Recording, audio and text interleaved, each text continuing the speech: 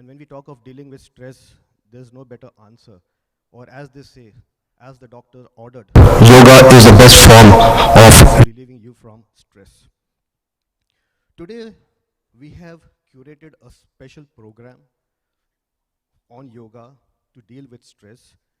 And our coach and guru today is none other than the great Mandip Sandhu, who has been working very closely with Eris. I'm sure many of you all would have seen her every day between 9:30 to 10:30 on the Rabbonic Life On program that we have every Sunday. Let me talk a bit about Mandip Sandhu. She is an internationally trained under Bikram Yoga College of India, and a certified Bikram Yoga teacher, having completed Bikram teaching training course in Las Vegas, USA.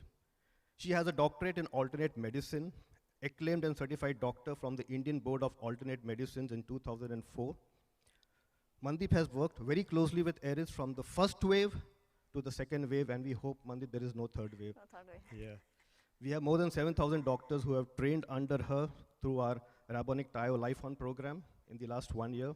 It's my pleasure to extend a warm welcome to the multifaceted yoga mentor, Mandip Sandhu. Over to you, ma'am. Thank you so much. Good morning, everybody. I think we have met through most probably via online classes.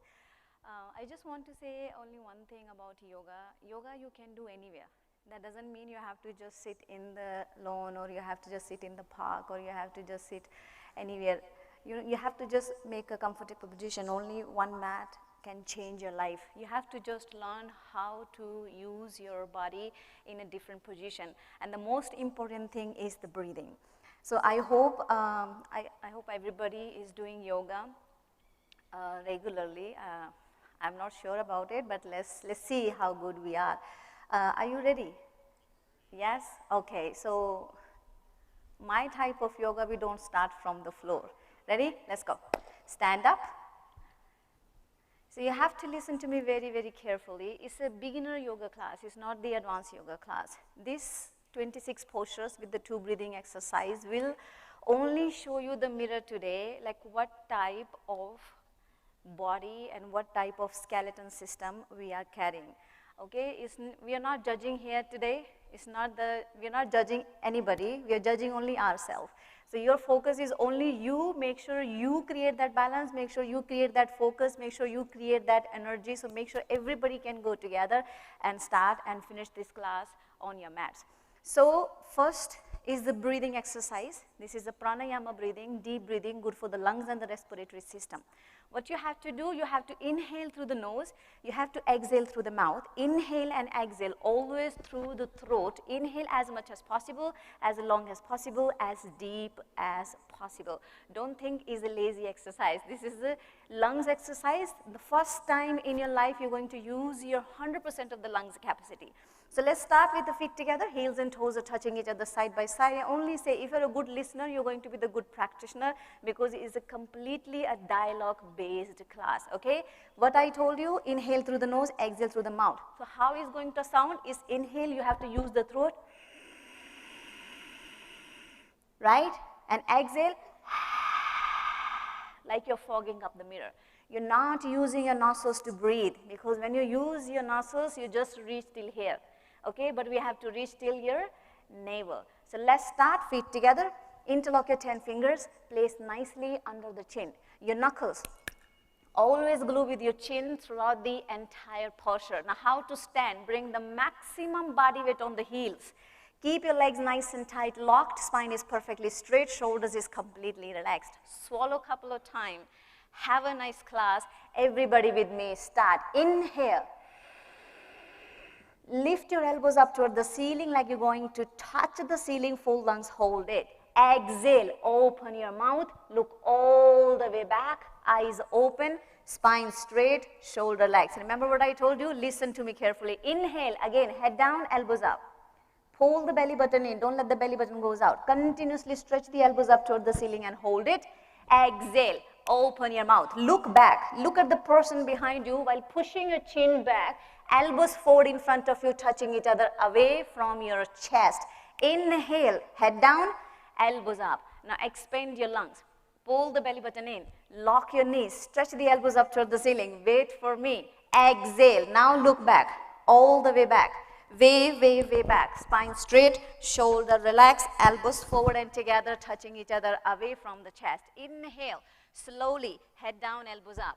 Pull the stomach in. Stretch the elbows up toward the ceiling. Full lungs. Hold it. Exhale. Push the knuckles to the chin. Look back. Elbows forward in front of you, touching each other away from the chest, shoulder relax. Keep listening to me. Inhale. Again, head down, elbows up. Now pull the belly button in. Let me see the ribcage sticking out. Lock the knees. Stretch the elbows up toward the ceiling. Full lungs. Exhale. All the way back. Look back. Way back. Elbows forward. Elbows together. Elbows touch. And let's change. Now look in the front mirror. You know why it is confusing?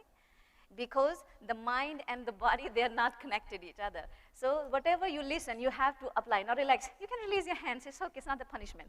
So feet together. Now watch me and judge me. See me what I'm doing it. So I'm just using my arms and head. I'm not using anything. It's a breathing exercise. Remember, feet together. Just watch me. I'll show you the front and I'll show you my profile so you can understand what I'm talking about. So when I say place nicely under the chin, lock the legs, spine straight, don't do it. Just watch me today. Watch me right now. So inhale is, hold it. Hold the breath. Exit.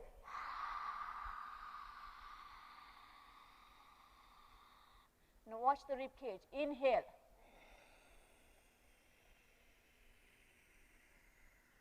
Hold it. Exit.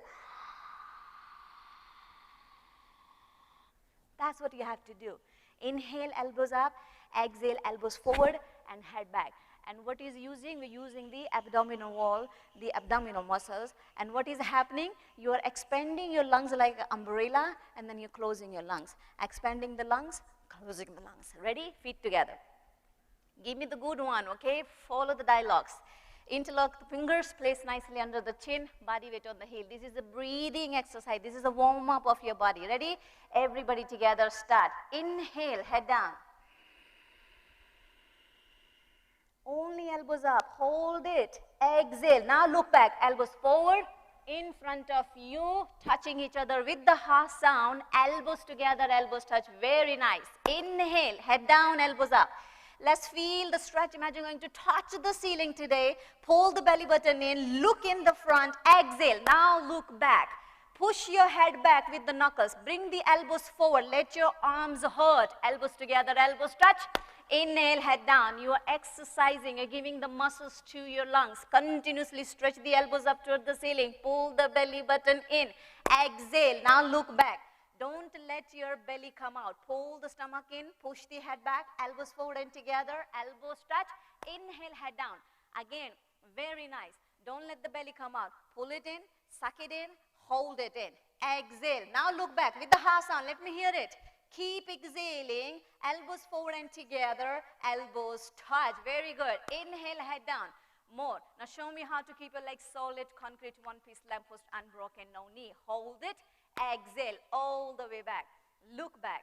Look back, my friend. Spine straight, elbows forward towards me, elbows together, elbows touch. Give me the last two. Inhale. Again. Might you feel a little hot in the between? It's okay. That's why we're here. Pull the belly button in.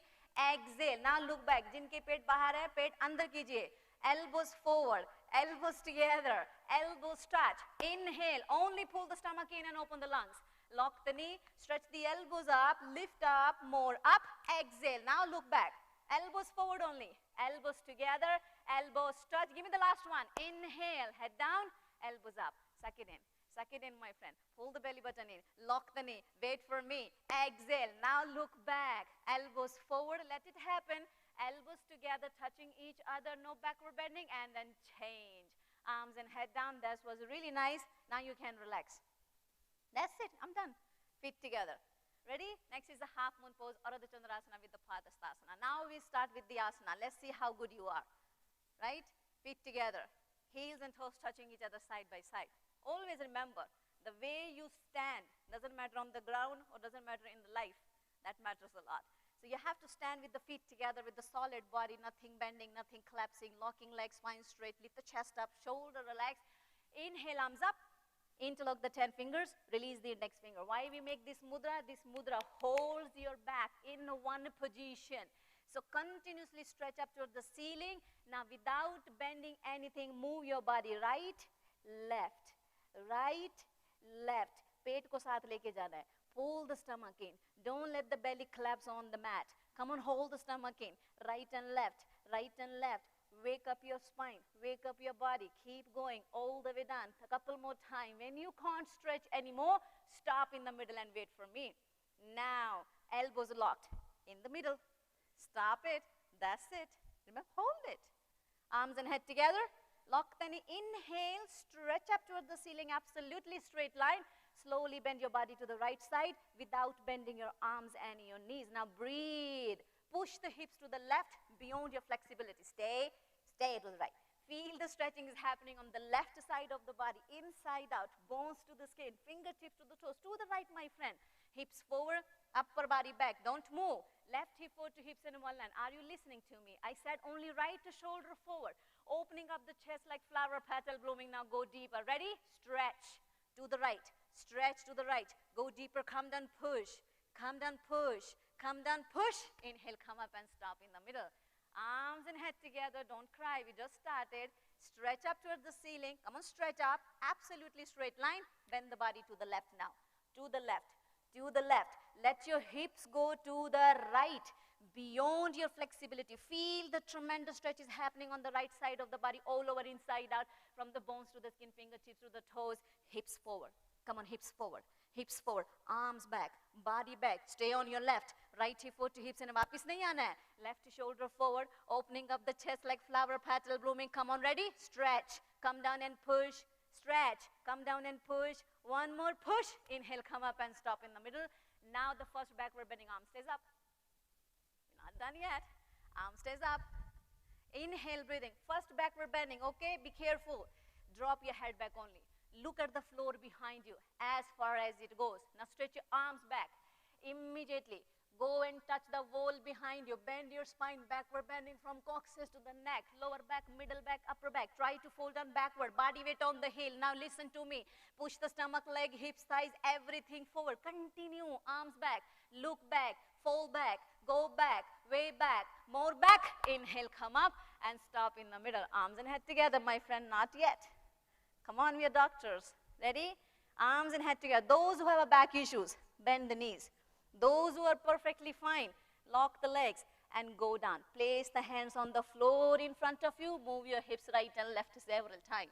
हाथों को जमीन पे रखना है. जिनके नहीं touch हो रहे हैं, bend the legs and touch it. It's okay. We can do a little bit cheating here. Come on, right and left, right and left. Now move your hips. Come on, right, left, right, left, right, left, like a cha-cha-cha.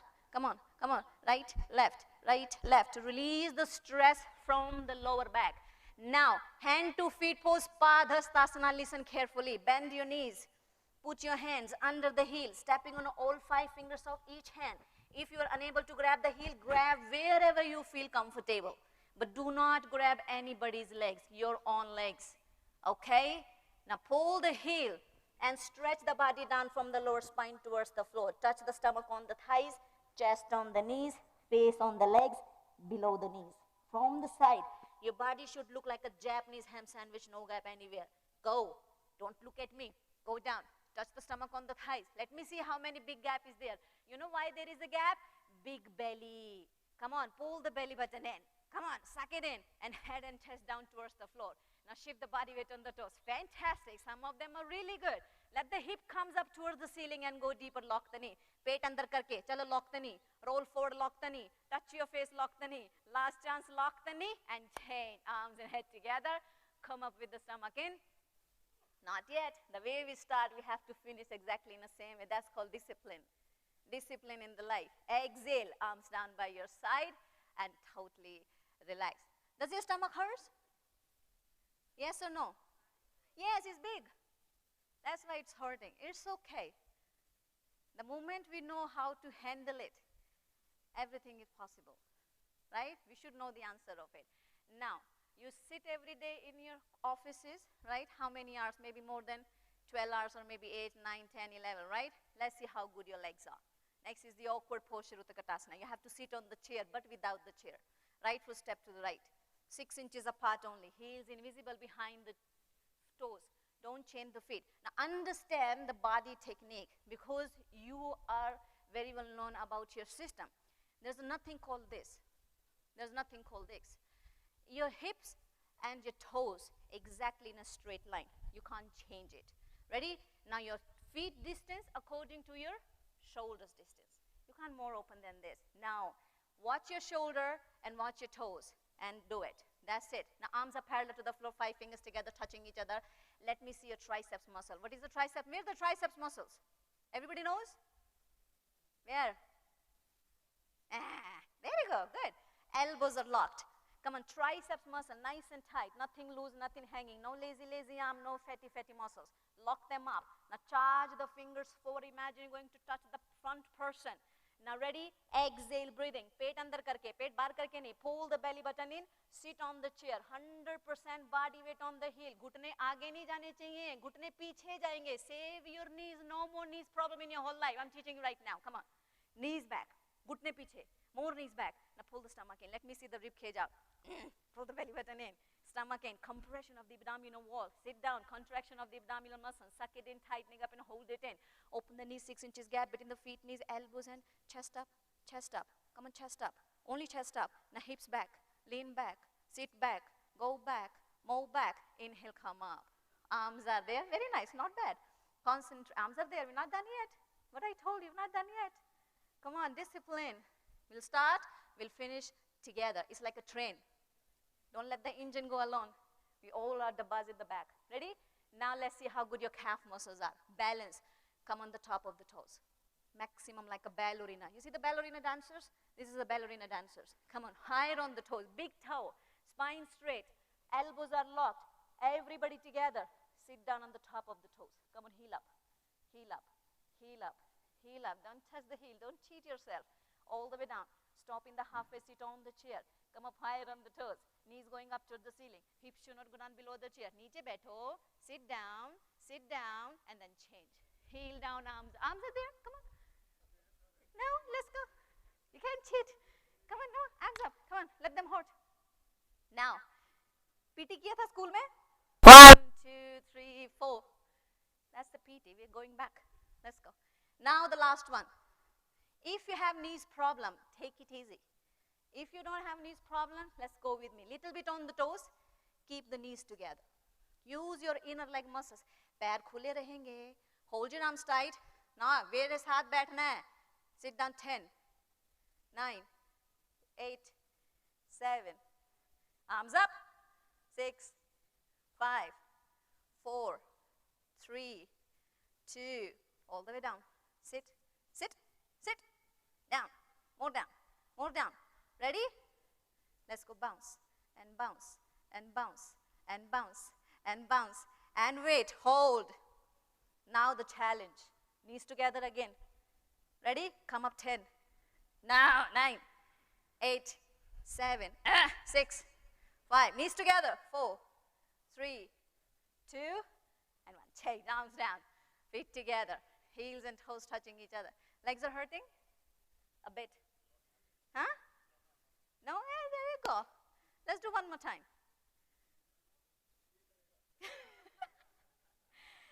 See, when patient comes to you, we don't have a choice as a patient, but you have many choices, right? You can tell us whatever you want to say. Let's go. Next. Today is my day, so you have to listen to me. Feet together. Next is the eagle posture, Garudasana. You know Garudasana? What is the meaning of the Garudasana? It moves fast, but it doesn't look like it's moving. It's stable in the air. So it looks, when we see the eagle, it's stable. So that's what we focus on there. We are going down and down and down in the posture, but nobody knows we are going down and down. So that's what it's all about. Feet together. Heels and toes touching each other. Inhale, arms up. Get your right arm under the left arm. Cross your arm to the, I said right under left, not left under right. Correct yourself. Pull the elbows down until your fingertips go down below your nose. Fingertips should not go higher than the nose. Ready? Pull the belly button in. Pet andar karke. Shabash. Sit down on the chair. Come on. on the chair. We love chair. Come on, sit down. Pull the belly button in. Now focus. Only right leg up. Bring it on the left leg. Put the right foot behind the left calf muscle. All 5 toes visible in the from here. दूसरा पैर touch नहीं करना है जमीन पर. One leg balance. पेट अंदर करके शाबाश. Sit down more. चलिए my friend. Next the right leg over the left leg. Looking at you. Right leg over the left leg. Come on. No. What? No. Yes. Yes. Body back. Hold it. Pull the belly button in. Now ready? Sit. Neat. Sit. Sit. Sit and change. Come on. Arms up. Palms together. Other side. Left arm under the right arm. Cross your arms and twist them like ropes. Come on, you do it. I can't do it. My mic go off otherwise. Left and right. Come on. Pull them down. Shoulders down. Exhale. Breathe in. Sit down. Put the butt on the chair. With me. Put the butt on the chair. Only left leg up. Bring it to the right leg. Now balance. 5 toes facing. Arch your upper body back. Ready? With me, sit down 5. Sit down 4. Sit down 3. Sit down 2. Stay there. And change. Come on. Arms up, palms together, arms down by your side, and relax. This is the official water break, so have a sip. Don't sit down and sit. No? Don't sit down and sit. Come on, stand up and do it. So in this series, we have 3 official water break. One is this. Why you took the mat back? Because of the sun? Come on. You can't do that. Take a vitamin D. Come forward. You can't change the mat in the middle of the class. Come on. Forward. Back on your place. This is called discipline. We teach our children every single day. When you study, don't move. Isn't it? Now, let's see. Next 3 postures again is a 1 leg balance. I know it is the difficult one. This is the one of the difficult posture we have in the beginner series, but always remember nothing is difficult until and unless we don't try. So what we're going to do today is only try, because we don't do yoga, we only try yoga. 1 leg balance. First watch me, then do it. If you fall down, make sure you fall down on your mat, not the other person's mat. Okay? Don't hurt anybody. So remember, shift your body weight to the left leg. Follow me if you can. Interlock the 10 fingers and grab the right foot. Yes, and grab the right foot in front of you, 2-3 inches below the toes. All 5 toes facing the ceiling. Focus in the mirror. There's no mirror, sorry. Focus in the front on the left leg. Grab it. Don't look at me. Grab it. You have to do it. You don't have a choice today, believe me. Grab it. Hold it. Ready? Are you ready? That's it. In. Come on, my friend. You're in the front row. Come on, you don't have a choice. Right leg up and stretch. Come on. Right leg up and stretch. Do it. जहाँ तक जाती है वहाँ तक लेके जाओ. पैर पकड़ के लेके जाना, घुटना पकड़ के लेके नहीं जाना. We don't have a choice here. Very good on the blue shirt. Take a deep breath, kick the heel up. मेरी तरफ नहीं देखना, सामने देखो. Pull the 5 toes in. Both knees are locked. Come on, grab. Very good. And no dance on your mat. Stay focused. Now push the knee back, my friend. Lock the knee. Hold it over there. 3. Lock the standing leg. 2. Push it back. 1 and 10. That's it. Like that. Very good. No bending. Very good. See? Everything is possible. How many have tried it? Jen.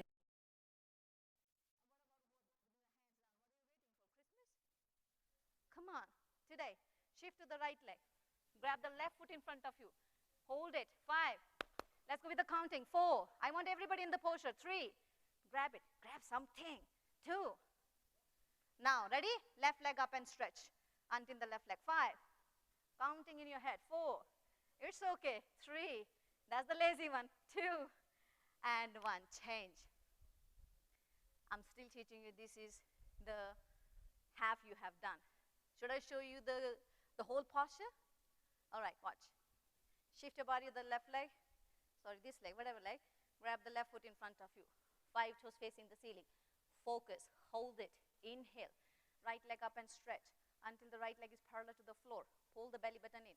Bend the elbows down. When you hold it, bring the chin to the chest. Suck the stomach in. Go down. Touch the forehead to the knee. Hold it. That's what you have to do. Looks easy, it's not easy. You have to touch your forehead to the knee. Forehead to the knee only touch when you reduce this ghada. Okay? Pull it in, hold it in, suck it in, touch it. Compression of the abdominal wall. Let's go. Ready? We done with the both legs? All right, next one. Somebody's very busy. It's okay. Everybody standing bow pulling pose. One more time again, leg balance. You grab it wherever you want to feel. Right hand out, not this leg, other side. Right hand out, grab the right foot from the behind, at the ankle from inside. अंदर से भी पकड़ सकते हैं, बाहर से भी पकड़ सकते हैं.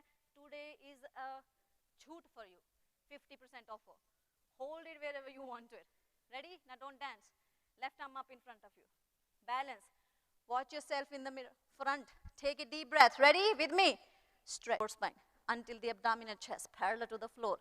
Kick back harder. Right shoulder back behind the left shoulder. Left shoulder to the chin. Two shoulders in a one line. Shoulder blade and scapula is coming out of the body.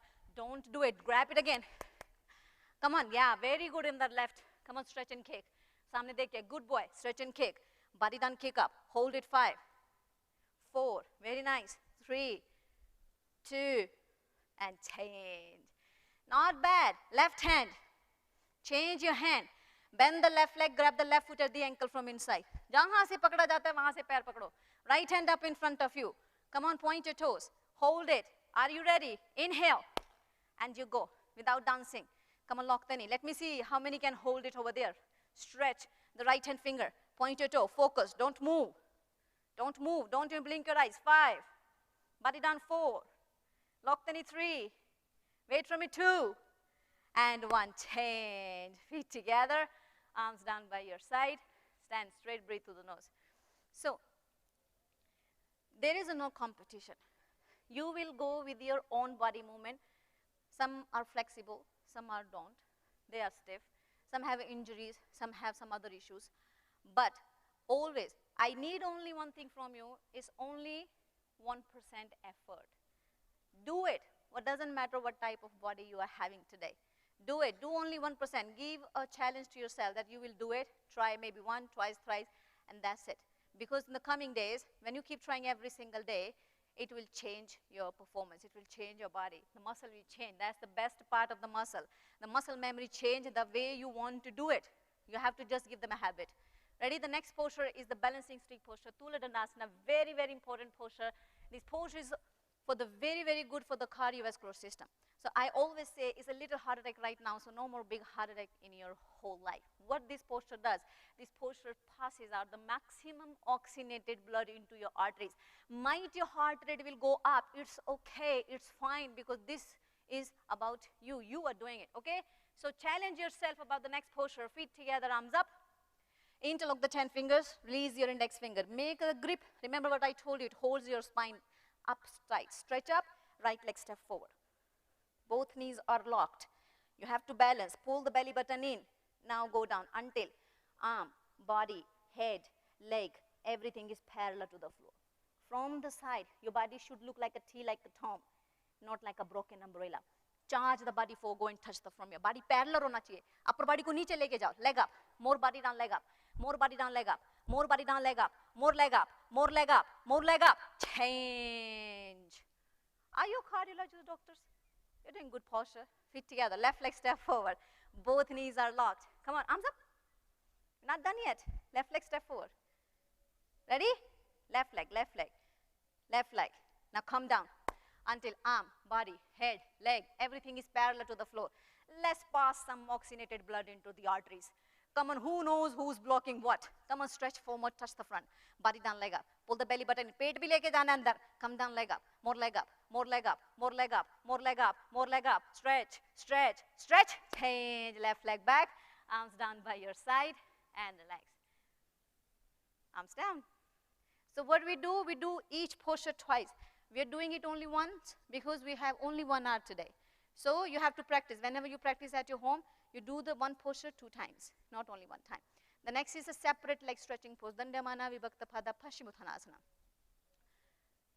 You can see if you can turn that way. So make sure your feet is on the mat. Or if you want to step down on the grass, it's still okay. Feet together, arms up. Stretch up. Right leg step to the right.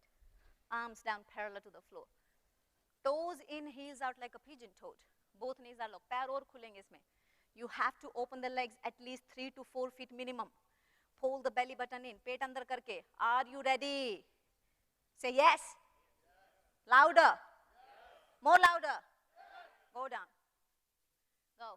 Chin forward, look forward all the way down. Grab the heels again. Right hand under the right heel, left hand under the left heel. Please don't lose the grip. कुछ भी पकड़ो, पैर पकड़ने हैं बस. Grab something. Ready? Now stretch the body down from the lower spine towards the floor. Touch the forehead to the floor. Can you? That's not possible. Of course this is. Open the leg more and more and more. Come on. Open more. Let them open. But not too much, remember. Let them happen. Ready? Now go down. Again go down. Go down. Let's see who's closer. Now lock the knee. घुटने bend करके नहीं touch करना है. No teaching. Everybody together. No cheating. Lock the knee. घुटने सीधे करो. Touch your forehead. घुटने सीधे. Touch your forehead. घुटने सीधे. Touch your forehead. Pull more down. Stretch and change. Come up. Right leg back. Arms up. Palms together. Arms down by your side and totally relax. Now, this posture is not about the stretching. This posture is about the stretching and the pulling. 50-50. The harder you pull, the deeper you stretch. It's like when we pull the door, right? If there is a handle in front of me, if you want to pull, how was I supposed to pull? This way or this way? So, this way. So that's what we have to do. When we grab our feet, we have to grab the heels, we have to pull like that. So make sure we touch. So it's like that. So when I grab it, so like everybody's like here, right? You're still touching because you're not pulling, you're just stretching. Now what is supposed to be pull? Bend, pull, bend, pull, bend, pull, stretch and touch. This is the one. So you are there, you have to bend this. Remember, let's go. One more time. Arms up. Give me the good one, this one. Pull, remember this time. Don't worry about the pulling. Arms down, go. Stretch down, grab the heels or grab the feet, whatever you feel comfortable. Come on, grab karke, shabash. 5 fingers together. Ready? Bend your elbows. Bend your elbows. Let me see. L like a Linda. Bend your elbows. Let me, all the doctors, come on. Bend the elbows, not your legs. Bend the elbows and pull. Bend the elbows and pull. Very good. Stretch and pull. Stretch and pull. Stretch and pull. Go deeper. Go more deeper. Go more deeper. Keep pulling. Pull harder. And change. Right leg back. Arms up. Arms down by your side. And relax. Feet together. Breathe. Are you sweating? Thank God. Good. Now next is the triangle posture. The triangle pose is a master pose of the yoga class. Why? Because this is the best combination between the heart and the lungs. Heart and the lungs, they get married and they are opposite. But only in this posture they get compromised. It means you have to breathe and you have to let your heart beat at the same time. Stay on feet together, arms up. Triangle posture, Trikonasana. Right leg step to the right, arms down parallel to the floor. Pick up the right foot, turn to the right side, turn ½ inch. पैर को उठा के right तरफ लेके जाना है आपको. Ready? Arms straight, bend the right leg and sit down. Let's see how good. What is the longest bone in the body? What is the longest bone in the body? Louder. Where it is? Sit then. Sit down. Make it parallel. Make your femur bone parallel to the floor. Longest bone in the body. This is your exam today. Doctors, come and sit down. Lock the knee, my boy. Blue shirt. Gutna, no, very good. You see? Good listener. Ready? Inhale. Only arms. Touch the toes. Other way. Bending leg ki taraf jana hai. Bending leg ki taraf. Look up to the ceiling, chin to the shoulder. Profile of the face visible in the front. Look up, look up. Upar dekho, upar, upar, upar dekho, upar. Look up, look up. Left arm stretch up, right arm stretch down. Left shoulder up, right shoulder down. Very good. Elbow ko aage se lo. Both shoulders stretching in opposite direction like a natural human traction. Left hip forward, right knee back. Abhi pet andar karo. Twisted upper body back opposite like a spine twisting pose. Left foot flat, left knee lock. Change. Wahin pe ruko. We done only one side. We use both side equal. Ready? Turn your left foot to the left now. Other side. Arms are there. There. Parallel. Parallel. Bend the left leg, sit down. What is the longest bone in the body? Sit down then. Make it parallel. You know everything. Sit down. Only arms. Touch the toes. Look up to the ceiling. Look up and stretch up. घुटना सीधा कीजिए, घुटना bend नहीं होना चाहिए किसी का भी. Look up, पेट अंदर करके. Right arm stretch up. Left arm stretch down. Both arms are stretching. Opposite direction. Very good. Some of them are really good. Right hip forward, left knee back. अभी पेट अंदर करो. Pull in, pull in, pull in. Only pet. Pull in, and change. Come up. Arms up. Arms down by your side. And stay. Don't move. Don't move. Breathe. What is the next posture? Anybody knows? Who said it? Oh, bless you. Feet together. Let's use the separate leg, forehead to the knee. Compression posture. Very, very important posture for the thyroid gland, for the parathyroid gland, for the thymus gland, good for the weight loss, good for the stomach fat, the beer belly, whatever belly, all the way inside. Might you feel little uncomfortable because it's all about the exhale. Okay, you have to exhale, you have to pull the belly button in. Ready? Stay with the feet together. Let's go, arms up. Right leg step to the right. Pick up your feet, turn to the right. Move the hip, 5, 4, 3, 2, 1. Check your hips in a one line. एक दूसरे को भी face कर सकते हैं, but make sure don't scare anybody. Okay? Arms back, chin to the chest. Go down. माथा forehead पे लगाना है. Touch your forehead to the knee. Go. Touch your forehead to the knee.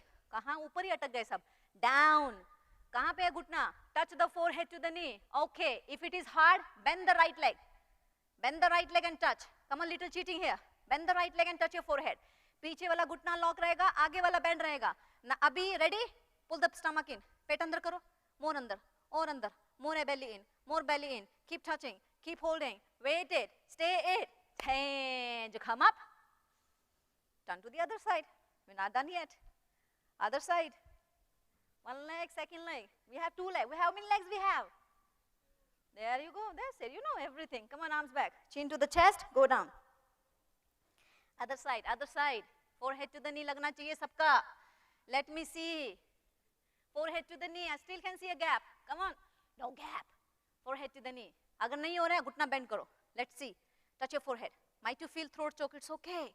Now pull the belly button in. Might you feel cramp in the abdominal wall? पेट अंदर करके पीछे का heel floor पे लगाइए. Forehead to the knee. And change. Come up. Very slowly, gently.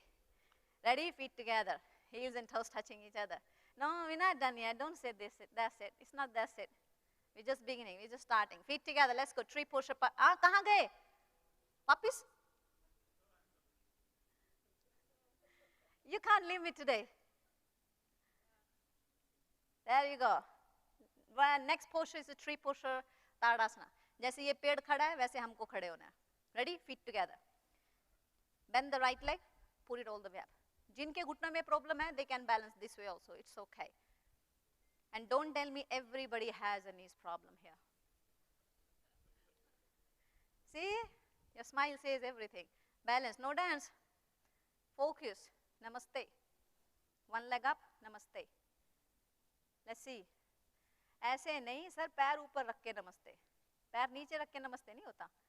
चलो. चलो चलो. One leg balance. 5, 4. पेट अंदर करो. 3. ऊपर खींचो. Stretch up. 2. What is happening? Dancing? Change. Right leg down. Left leg up. Come on. This is called focus. This is called moving meditation. You're moving, but you're meditating. That's what focus is all about. Namaste. Other leg, namaste. Focus. Your body should be in control. Doesn't matter what is happening next to you. Somebody's crying, jumping, dancing. You stay focused. You focus on your aim. See why it is happening? Because you're looking at me. Don't look at me. Look in the front. See? Answer. See how focused you are now. Now change. Shavasana. Lie down. Lie down. Lie down quickly. Let's go. This is the best part. You know what is the best part? No. This was only the warming up exercise. Now the class will start.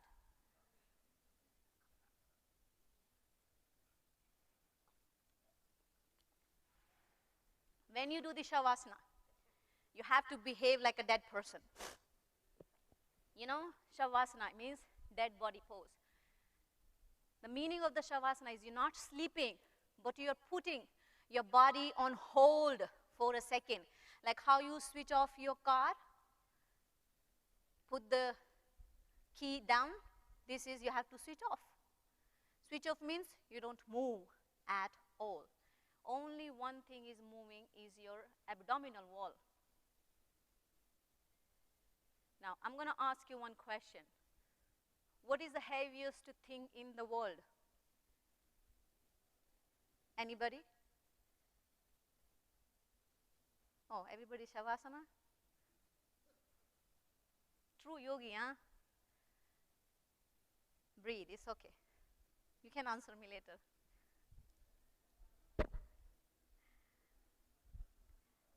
Stay. Long inhale, long exhale. Focus on your breath. Inhale, belly goes up. Exhale, belly goes down. One more inhale, belly goes up. Exhale, belly goes down. Some of the bellies are really rising so high, they're going to touch the ceiling. Inhale again, belly goes up. Exhale, belly goes down. Let's go. Ready for the sit-up? Feet together. Flex the feet. Those who have a back issues, take a left turn. Those who are perfectly fine, arms back, arms and head together. Quick sit-up. Double exhale, double jerk. Get up. Now answer my question. What is the heaviest thing in the world? What is the heaviest thing in the world? Huh? No. No. Come on, give me one correct answer. Huh? Should I tell you? The heaviest thing in the world is a dead body. We need at least 4 to 5 people. When we're dead, they lift us, right? The heaviest thing in the world is the dead body.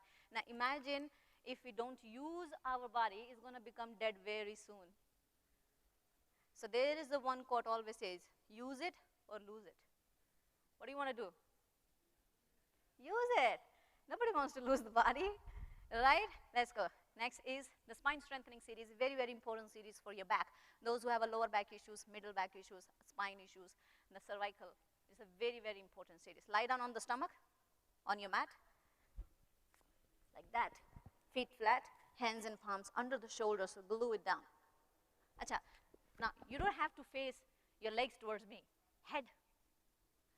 There you go. Get your hands under the shoulders, glue it down. 5 fingers together. Elbows in touching with the body. Feet together. पैर नहीं खोलने हैं पीछे से. Take a long inhale and lift your upper body up. Hold in the middle. Ardha Bhujangasana. पूरा नहीं जाना है. Elbows touching with the body. Make elbows L like a Linda shape. The feet together. Bring the belly button down. Belly button down. Now look up. Now lock the leg feet together. Very good. 3.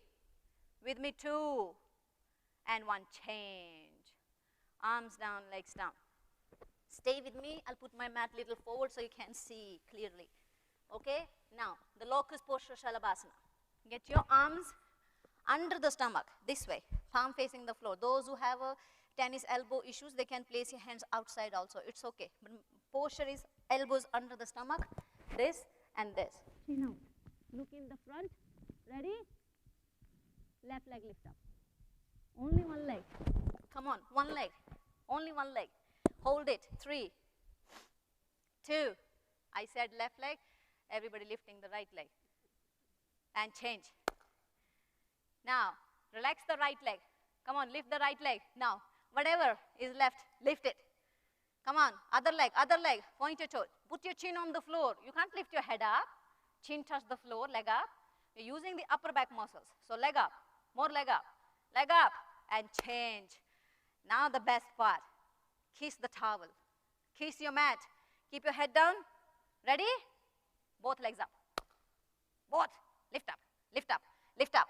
Lift up your own legs. Otherwise, somebody's going to lift you. Come on, lift up, lift up, lift up. 3, 2, 1. Change. Arms down.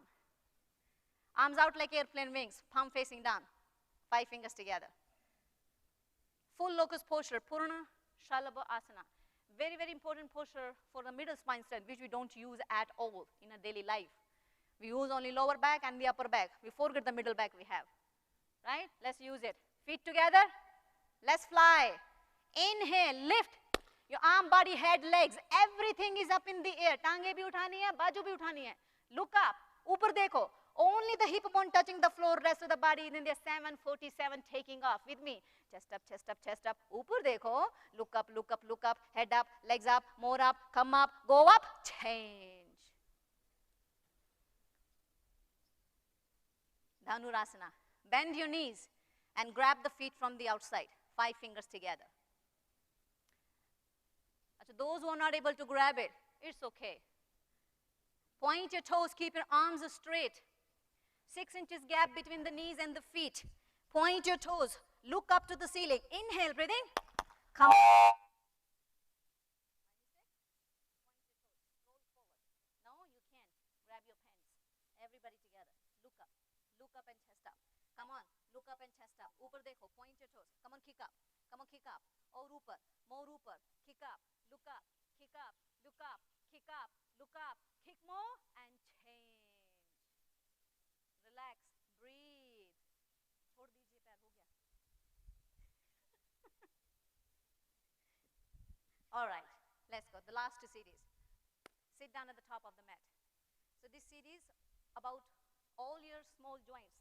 Your knees, your ankles, your toes, your hips, your shoulders, chote parts of the body. Ready? So those who have a knee issue, those who can't sit in Japanese style, please sit. I'm not going to say don't sit. You have to sit. You have to use it. You have to make it, give it the habit to yourself. So keep your knees together. See, feet far open. पैरों को खोलना है पीछे से. जैसे ही पैर आपके खुल जाएंगे, sit down in between the feet. जिनसे नहीं हो रहा है, those who have a stiff ankle, it's going to pain like a hell. It's okay, sit. Just sit with your hands, support. So you can lift up. Right? Now, put your hands on the feet. Very carefully. First, left elbow down.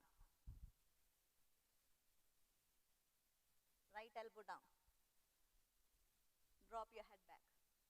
Touch your back of the head on the floor. Stay. Those who can, stay. Very good. Lift the chest up to create a perfect human bridge under the spine. So 80% are still up, only 20% are down. It's okay, take your time, breathe. Piche jao, aise jao.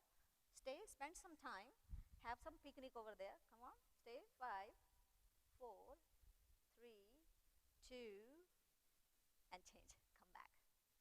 Knees together. I know it's gonna pain. That's what I'm doing it. I'm here to only give you the pain today. Feet together, heels and toes touching each other. Ready? Japanese style. So, you know this, right? After eating the food, we always sit in the Japanese style. बचपन से बोलते आ रहे हैं. कोई करता है? How many are doing it? See, we only listen, we don't do it. That's called human. Come on, arms up. Namaskar, stretch up. Now pull the belly button in. पहले पेट touch नहीं होगा. Touch the forehead first. So first stretch up. Go with the control. 5, 4, control. 3, कहाँ गए? 2. Touch your forehead first, then touch your pinky finger. Now hold it. Now push your hips on the heel, chest on the knees, forehead on the floor, eyes open, breathing always normal. Do not put the pressure on your hands. The maximum weight on your heels. Pet under. Bring your hips back on the heel. Take the chest out. Take the chin out. Stay with me. 5. आगे कहाँ? पीछे चलिए. चलो पीछे. 4. और पीछे. Come on. 3. पीछे. पीछे. पीछे. 2. And 1. Change. Come up.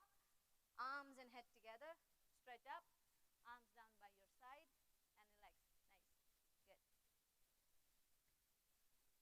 Next is the camel posture. This is the deepest backward bending. And I know everybody can do it. So don't say that you can't. Stand up on the knees.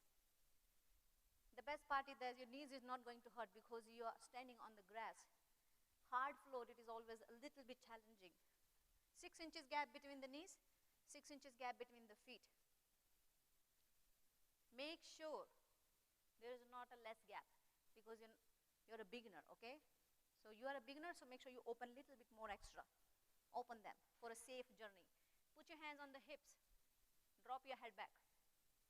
Look back. Right hand go down, grab the right heel. Left hand go down, grab the left heel. Thumb outside, forefinger inside. Inhale, eyes open, look up to the ceiling, look at to the sky. Come on, push the hips forward, upper body back. Piche dekho, piche. Hips forward, pakado apni ediyan, grab the heels. How far they are? Come on. They were 2 inches below down. Grab it. And change. Very slowly, gently. Come up. Are you okay? See, perfect. Sit down. Now, always remember, in your daily life, you go to the right, you should go to the left. If you're going forward, you have to look back also at the same time. But what we are doing in our daily life, we are only this, studying, eating, doing ghar ka jhadu pocha, working, office is only this. We forget the backward bends. So you have to work like this now. Can you do that? Nobody work it. Nobody work like that. Come on. Don't take me so seriously. कि मेरे को yoga madam ने बोला था पीछे करके ऐसे काम करना है. No, you have to do only one thing. Just do the camel. Okay? Push your hips forward. Whenever you're sitting for a long hours in your offices, just put your hands on the hips. Spend some time backward. Count 5, 4, 3, 2, 1. Always do that. Always remember, whenever you're sitting long hours, please drop your head back and give a spine a little happy space. That's what you have to do. And change. Come up. It's easy to do it, remember. Now the rabbit posture, Shashangasana. Feet flat, grab the heels, piche. Adiya pakadni hai, chin to the chest. We are almost there, okay? We are almost there. Forehead to the knee down. Touch it. माथे को घुटने से touch करना है. We have time? We done? Yeah. We almost done. माथे को घुटने से टच कीजिए. हुआ? Now lift your hips up. Hips को हवा में उठा दीजिए. Lift your hips up in the air. Put the little pressure on the head. Hips up, hips up, hips up, hips up, hips up, hips up. And change. Nice. This is called rabbit posture. Have you seen the rabbit? Like this. Always sit like that. This is the rabbit. Give the maximum compression on the abdominal wall to releasing the toxins on the abdominal organs. Very, very important posture for your digestive system. Ready? Next, the last posture. Paschimottanasana. Keep your legs straight, feet together. Tongue is seedhi. Now, when you have a knees problem, what exercise doctor suggests? You are doctors, you should tell me. Which one? Ah, very good. What else? That's it. Now, use the same technique. Nothing is changed. Everything is the same. You have to just use it in a right way. Ready? Pull the 5 toes in towards your face. पंजे अपनी तरफ कीजिए. पंजे बाहर नहीं होंगे. पंजे अपनी तरफ कीजिए. Arms up. Stretch up. No toes going forward. Toes are facing you. Go forward. Now grab the feet from the side. Grab the big toe. Whatever is comfortable for you. Now pull the toes. अपनी तरफ खींचो पंजे पकड़ के. Pull the toes towards you. घुटने सीधे, घुटने bend नहीं होने चाहिए. घुटने lock कीजिए. That's what we are doing here. Those legs are bending. Best of luck for the future. Knees problem. Lock the knee, push the knee down. No problem. Push the knee down. Push the knee down. Push the knee down. Grab the big toe. Ready? Stomach on your thighs. Chest on the knees. Face on the legs below the knees. Hold it for there for 10, 9. और नीचे जाओ. 8, 7. घुटने सीधे. 6, 5, 4. पंजे खींचो अपनी तरफ. 3, 2, and 1. Change.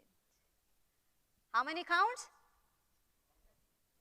10 counts. How many times? You have to do it 2 times. Morning and evening, remember. Sit in a Japanese style for the last Kapalbhati. Let's go. We started with the breathing, we finished with the Kapalbhati. Sit with the knees together, spine straight, shoulder relaxed. Swallow a couple of times. Those who can't sit in a Japanese style, sit in a Sukhasana. It's okay. Focus on yourself. Keep your eyes closed. Breathing normal. Long inhale. Long exhale.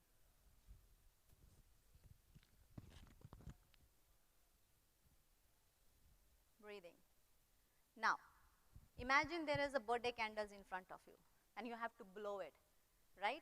And the birthday candles is not here. They are a little far from you. So you have to blow it with your mouth and you have to pull the stomach in at the same time, okay? Spine straight, take a long inhale. Start.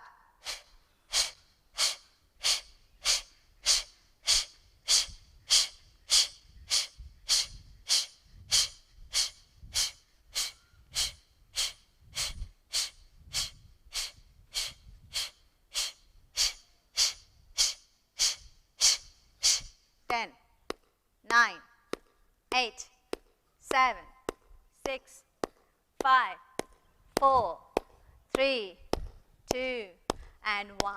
Relax. Little faster now, okay? Take a long inhale and start. Only stomach will move. No body movement, no shoulder movement, no chest movement. Stomach, stomach, stomach, stomach. In, in, in. Pull in, pull in.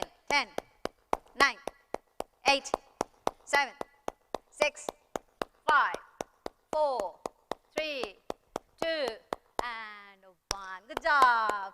Fantastic. Stay. Very well done. Okay? Now you have to do these, all the exercise every single day, non-stop, without anybody's permission. Place your mat on the floor. Do it. I'm very glad I came here today on the memorial of K.K. Agarwal ji. So we get the chance to understand what is the most important thing in the life. So nothing is more important than us. So if we are happy, we can make the world happy. Remember, that's for you. If you are healthy, you can make the world healthy. Isn't it? Right? If your stomach is in, you can tell the other person, suck your stomach in. If your stomach is big, how can you say that? So this is, everything starts from within. So first to change yourself, then change the world. If your heart is healthy, you can make everybody heart healthy.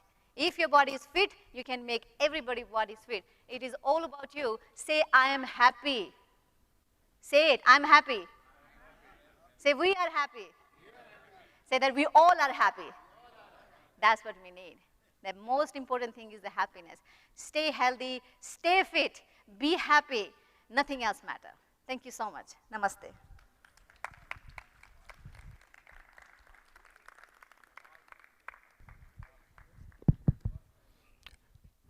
Thank you very much, Mandip. Thank you so much. Mandip, what do you think about our audience? How are they today? I never imagined doctors are so good. I was amazed. In the morning when I saw them, I was wondering whether they would do it or not. But I think this is the best audience we have. I think so. As a beginner, I really believe, as a beginner, you're really good. You did a fantastic job. So I think they should clap for themselves. Absolutely. Yes, let's all Please clap for do ourselves. this. Fantastic. Please. Really impressive. Well, as impressive as y'all are in the clinic. Fantastic. Yeah. And a big hand for the trainer. Big hand for the trainer. Absolutely. Thank you. Manju, there are a couple of questions but I'll just take 2 questions today. Please. Just 2 questions, doctors. Come from the doctors. The first question says, yoga a day keeps the doctor away. Is it true? 99.9%. Nahi? Yes, you do yoga, you not need doctors. I think that's true. So I believe, I keep saying to my audience and my students, the 80% diseases we invite. This comes within. 20%, 10% diseases which comes with the atmosphere change. And 10% we met with any accident. So still you can save yourself 80%, right? So if you fit yourself, 80% you not need to go to the doctors. 20%, 100% we need doctors because they are God for us. Thanks so much. And one last question. A doctor asked, doctors spend a lot of hours in the clinic. They're saying, how do you reduce the stiffness in the clinic? They spend 9, 10 hours in the clinic. What type of stiffness? Normally, fatigue, body fatigue. Yeah, so I think I only suggest you have to just add the hours in your day, the exercise hours, morning and evening. If your body is active, then it doesn't matter how much you sit in your daily life, it will get balanced automatically. If you're not doing any type of exercise and you are always sitting in the room or in your clinic, it will only get worse. So add your practice hours in your daily life, you will be fine. Fantastic. Thanks so much, Swati. Swati, could you come, please? Yeah. We'll just take a minute, please. Yeah. Mandeep, this is for you. Thank you so much. Thank you so much, sir. Thank you so much, everybody. I'll request Mr. Kapoor also.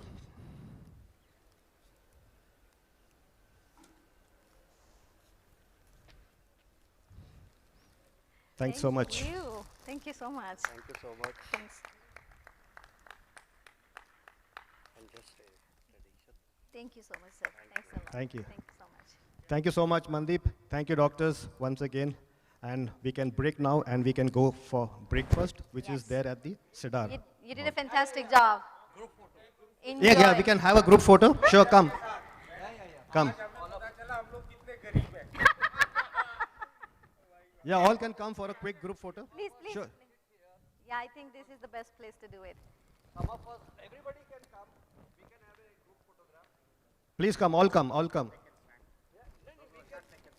See, there are three levels. There are three levels. Some can stand down, some can stand here, some can stand. Madam आपको कितने साल हो गए योगा करते हुए? Sir, maybe 20 years? 20 years इतनी तो आपकी एज लग रही है. No, believe me, I'm not that young by age, but by face I can. I am. Okay, all come, whoever want to click. All say cheese. अरे एक बार set कर देना बराबर सब आ जाते हैं. स्वाति आजा. All come, all come. Come. अजी इधर ही आजा फिर आगे आ जा. आगे आ जा. सोनाली इथे पण नाही दिसणार तू हा उंच इथे Just wait. आगे खड़ी है उनके साथ. मतलब सेट करना है, सब दिखना चाहिए अंदर. आइए ना. Just a minute. All come, all come. Sir आइए आइए.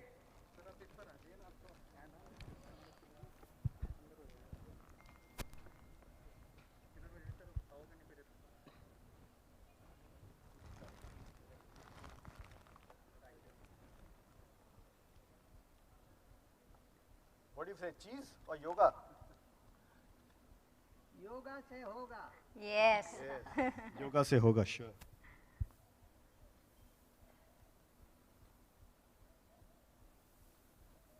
Thank you so much. Thank you. everybody. Okay.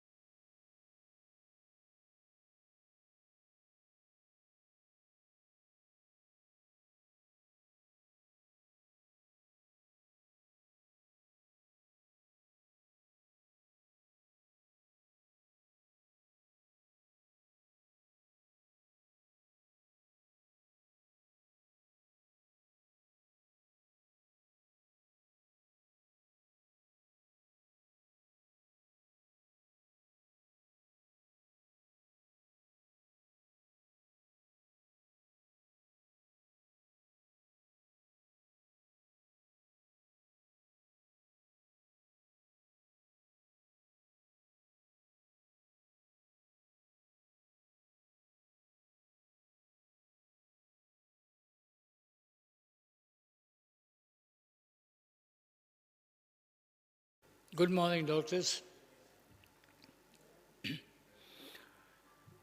I'm sure you must have had a very reinvigorating exercise this morning, yoga. And the purpose of organizing the yoga session was the COVID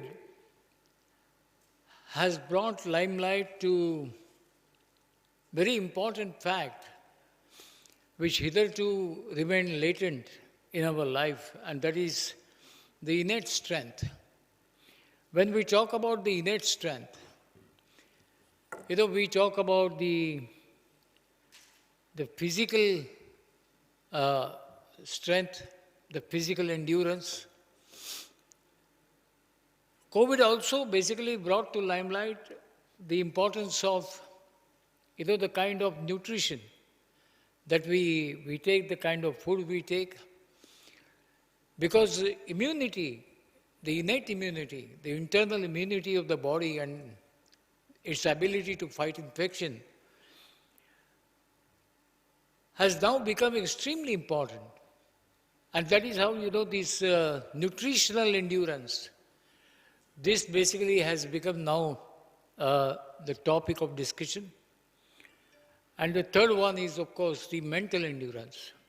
So as we said that today we are going to spend substantial time on physical endurance, nutritional endurance, and mental endurance.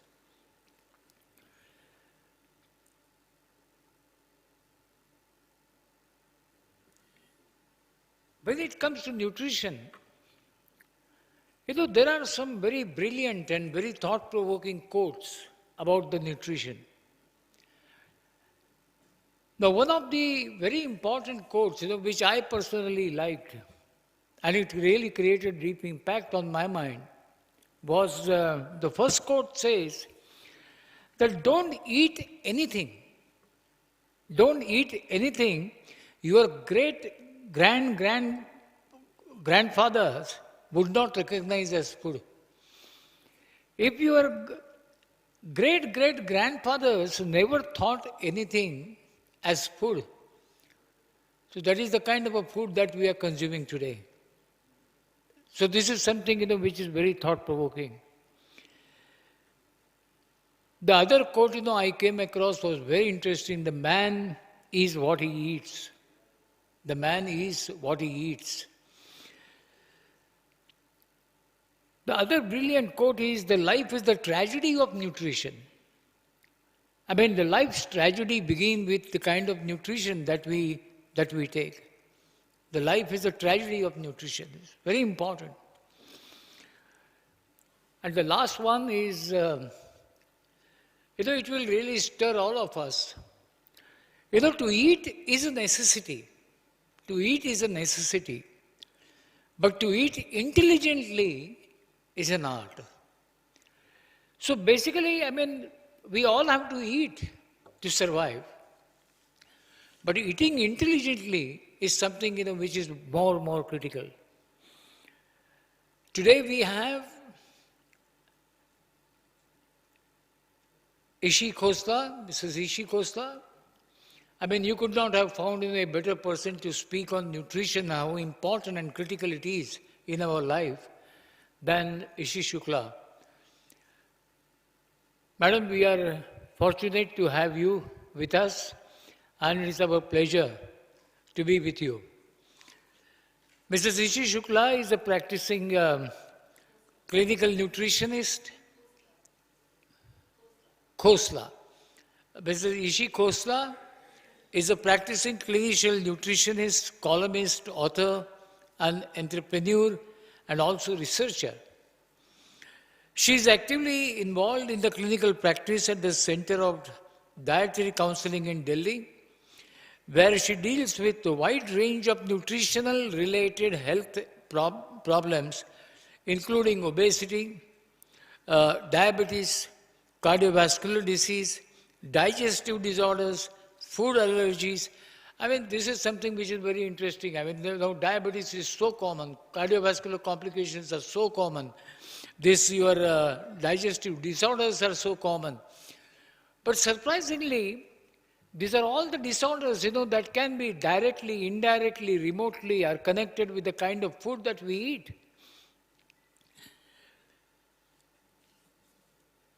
Mrs. Khosla has founded the Celiac Society of India.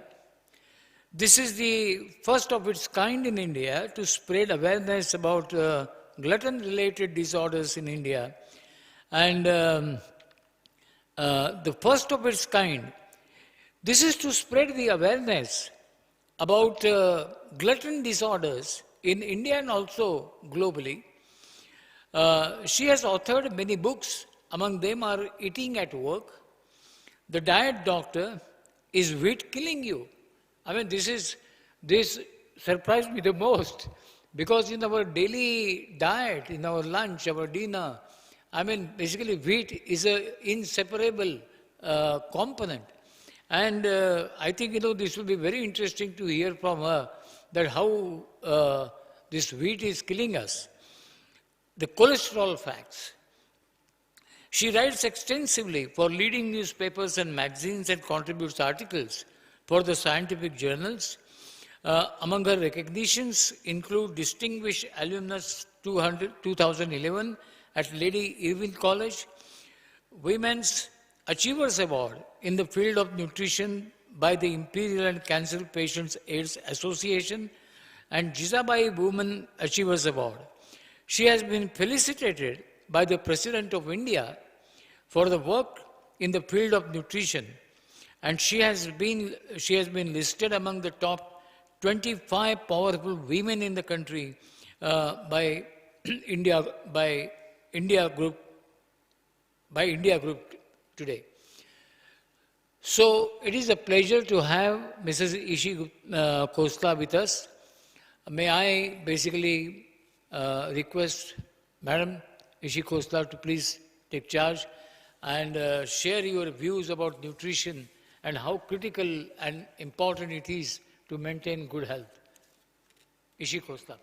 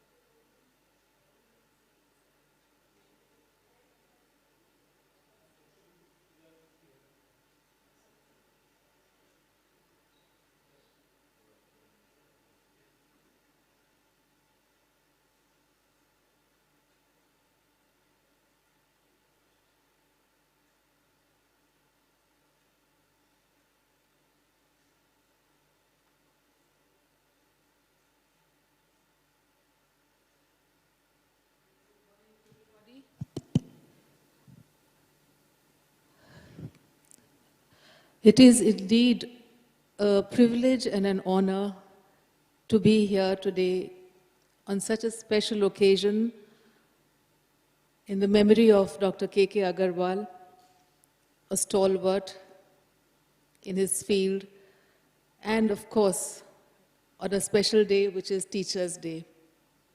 And what a better way to pay tribute to this tall man who is an embodiment of a guru in himself.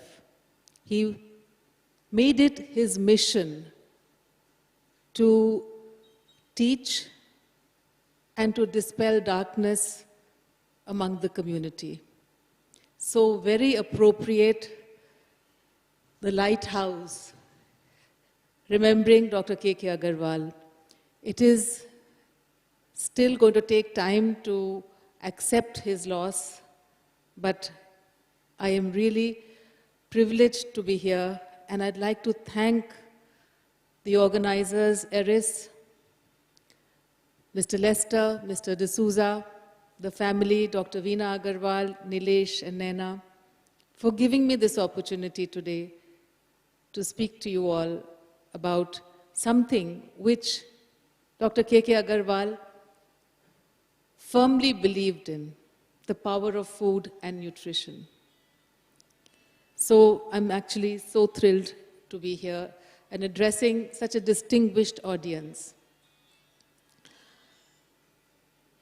COVID in the last 1.5 years has indeed changed the world in ways which perhaps we could never imagine. Physically, mentally, politically, economically, so on and so forth.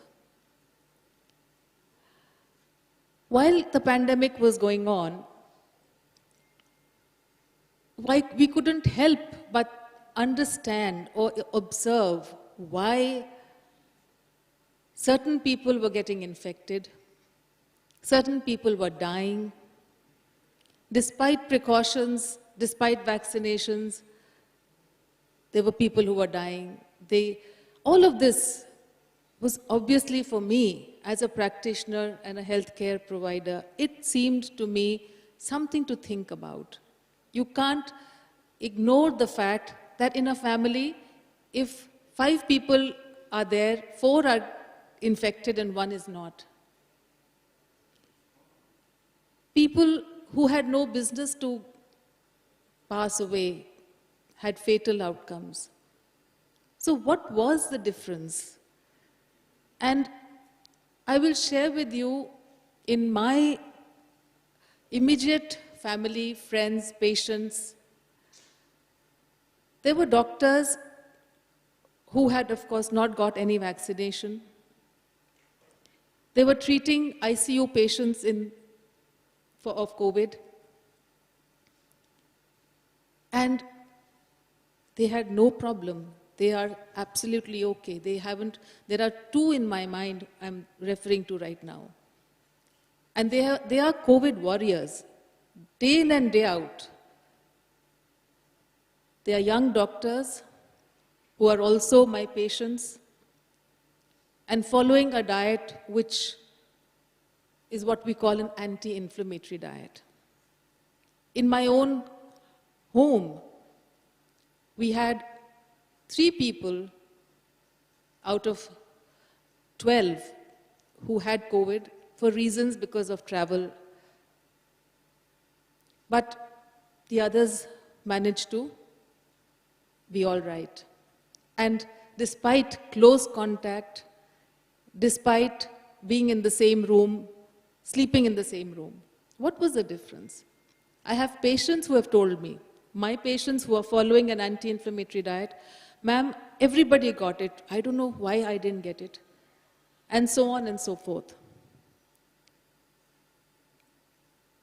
So the critical word here is perhaps inflammation. And I use the word perhaps, but as we go along, you'll understand that that is a game changer. According to research, 94% of fatal outcomes of COVID-19 across the globe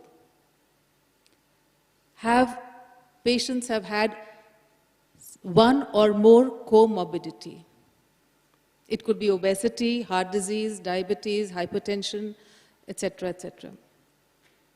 Which means that only 6% actually died of COVID per se. So what is the common thread again in comorbidities? When we talk of obesity, when we talk of diabetes and IBD, etc., what are the common links in these conditions? Singly, inflammation, the one common factor. And today, we know all diseases begin with inflammation. All means all. Whether it's cancer, whether it's autoimmunity, whether it's diabetes, heart disease, all of these starting point is in inflammation, which is uncontrolled. So I'm not going to spend too much time just talking about inflammation, because that I'm sure you all are aware of as an audience. So let's spend the next half an hour in understanding what aspects of diet, besides inflammation, affect our immunity, and what we can do and how we need to change the way we think about our bodies and how we think about immunity, and where is this inflammation coming from. So,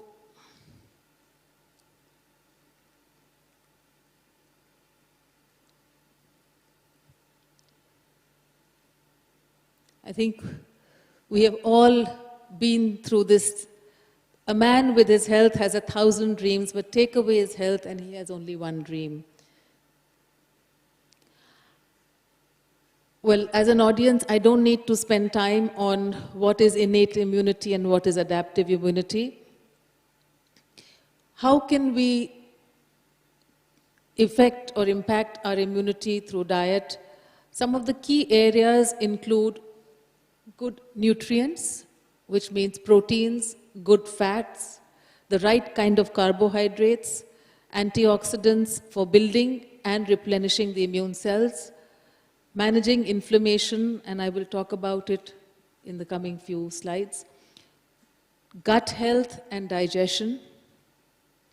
And when I say gut health and digestion, I will explain what I mean, also to do with food sensitivities, as they just introduced me with wheat, as was wheat killing you. One of the key areas of concern is increasing numbers of individuals suffering from this. Weight and waste, which means insulin metabolism and carbohydrate intake, immunity through the life course. And when I say immunity through the life course, I refer to the starting point of the building of the immune system right from the womb to the early years. So whether the pregnancy was healthy, whether there was breastfeeding, and all of those early years. So that helps to build the innate immunity.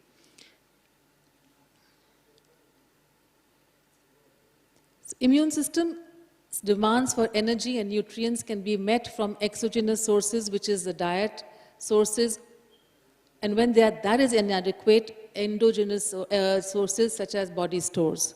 Some micronutrients and dietary components have very specific roles in the development and maintenance of an effective immune system throughout life. So I'll discuss each of those points that we had, beginning with nutrients. I've already told you the importance of adequate protein and good fats, healthy fats, which have always been neglected and been taken in the negative rather than the positive. So good fats, proteins, and good carbohydrates. So I won't spend time talking about that, but let's look at the micronutrients. Micronutrients include vitamin A, vitamin B, C, D, E, zinc, magnesium and calcium, glutamine, selenium, glutathione, and NAC. And others, of course, I have just listed out.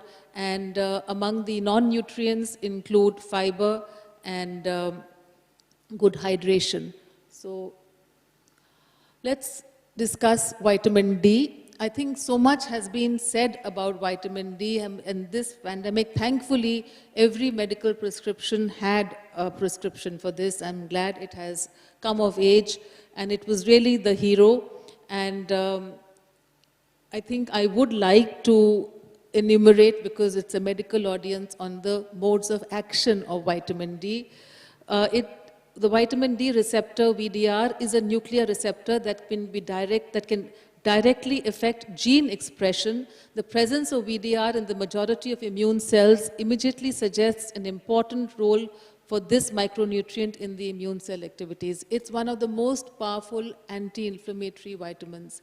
It goes beyond just being a vitamin. It inhibits Th17 and Th1 response and promotes TREGs. It impairs B cells and development and function. It stimulates antimicrobial peptides from immune cells, affects microbiota composition and gut barrier. A recent study indicated that patients hospitalized with COVID-19 who had sufficient levels of vitamin D had decreased risk of adverse outcomes and death. And this is actually true in many studies. Levels less than 19 nanograms in ICUs, all of those patients died. And between, I don't have that slide here, but 19 to 20 to 35, there were mixed outcomes, and above 40 nanograms, all survived.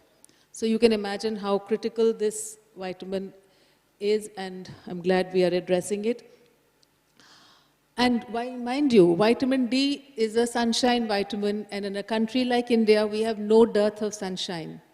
And yet, we are facing this epidemic of deficiency of vitamin D. Vitamin C, premier antioxidant nutrient in the body, it regenerates two important antioxidants, vitamin E and glutathione. Without vitamin C, the protective mechanisms can break down. The role of mega doses are critical during infection, high levels, and doses between 500 to 2000 daily are recommended. Zinc, of course, is one of the most important micronutrients in the immune system, which showed it inhibits viral replication. It has anti-inflammatory and antioxidant properties. Zinc deficiency is related to enhanced IL-6 and production, and thereby translating to a pronounced inflammatory response. It has a role as a cofactor with both catalytic and structural roles in many proteins. Even a mild deficiency of zinc has been associated with widespread defects in both the adaptive and the innate response. Ionophores, well, this is something which is really a carrier of zinc to the cells, and we know now that quinine, hydroxychloroquine, and quercetin, which is found in onions and certain wines and certain other vegetables, help to transport zinc into the cells. So they are called ionophores. So therefore they help in the zinc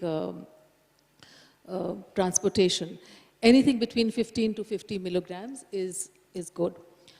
Magnesium activates vitamin D in the body, and this is again a very neglected mineral. We all focus on calcium, but somehow magnesium has been left and unrecognized. One of the reasons is that blood levels are not indicative of cellular levels. So a simple blood work will not reflect the true status. And like so many nutrients that we've talked about, and maybe things like vitamin B12 and iron, which we are seeing as deficiencies rampantly today, this is one of those unrecognized minerals, which also actually needs to be given with calcium. A lot of prescriptions are giving calcium 500, calcium 1000, but in the absence of magnesium, actually calcium can be counterproductive.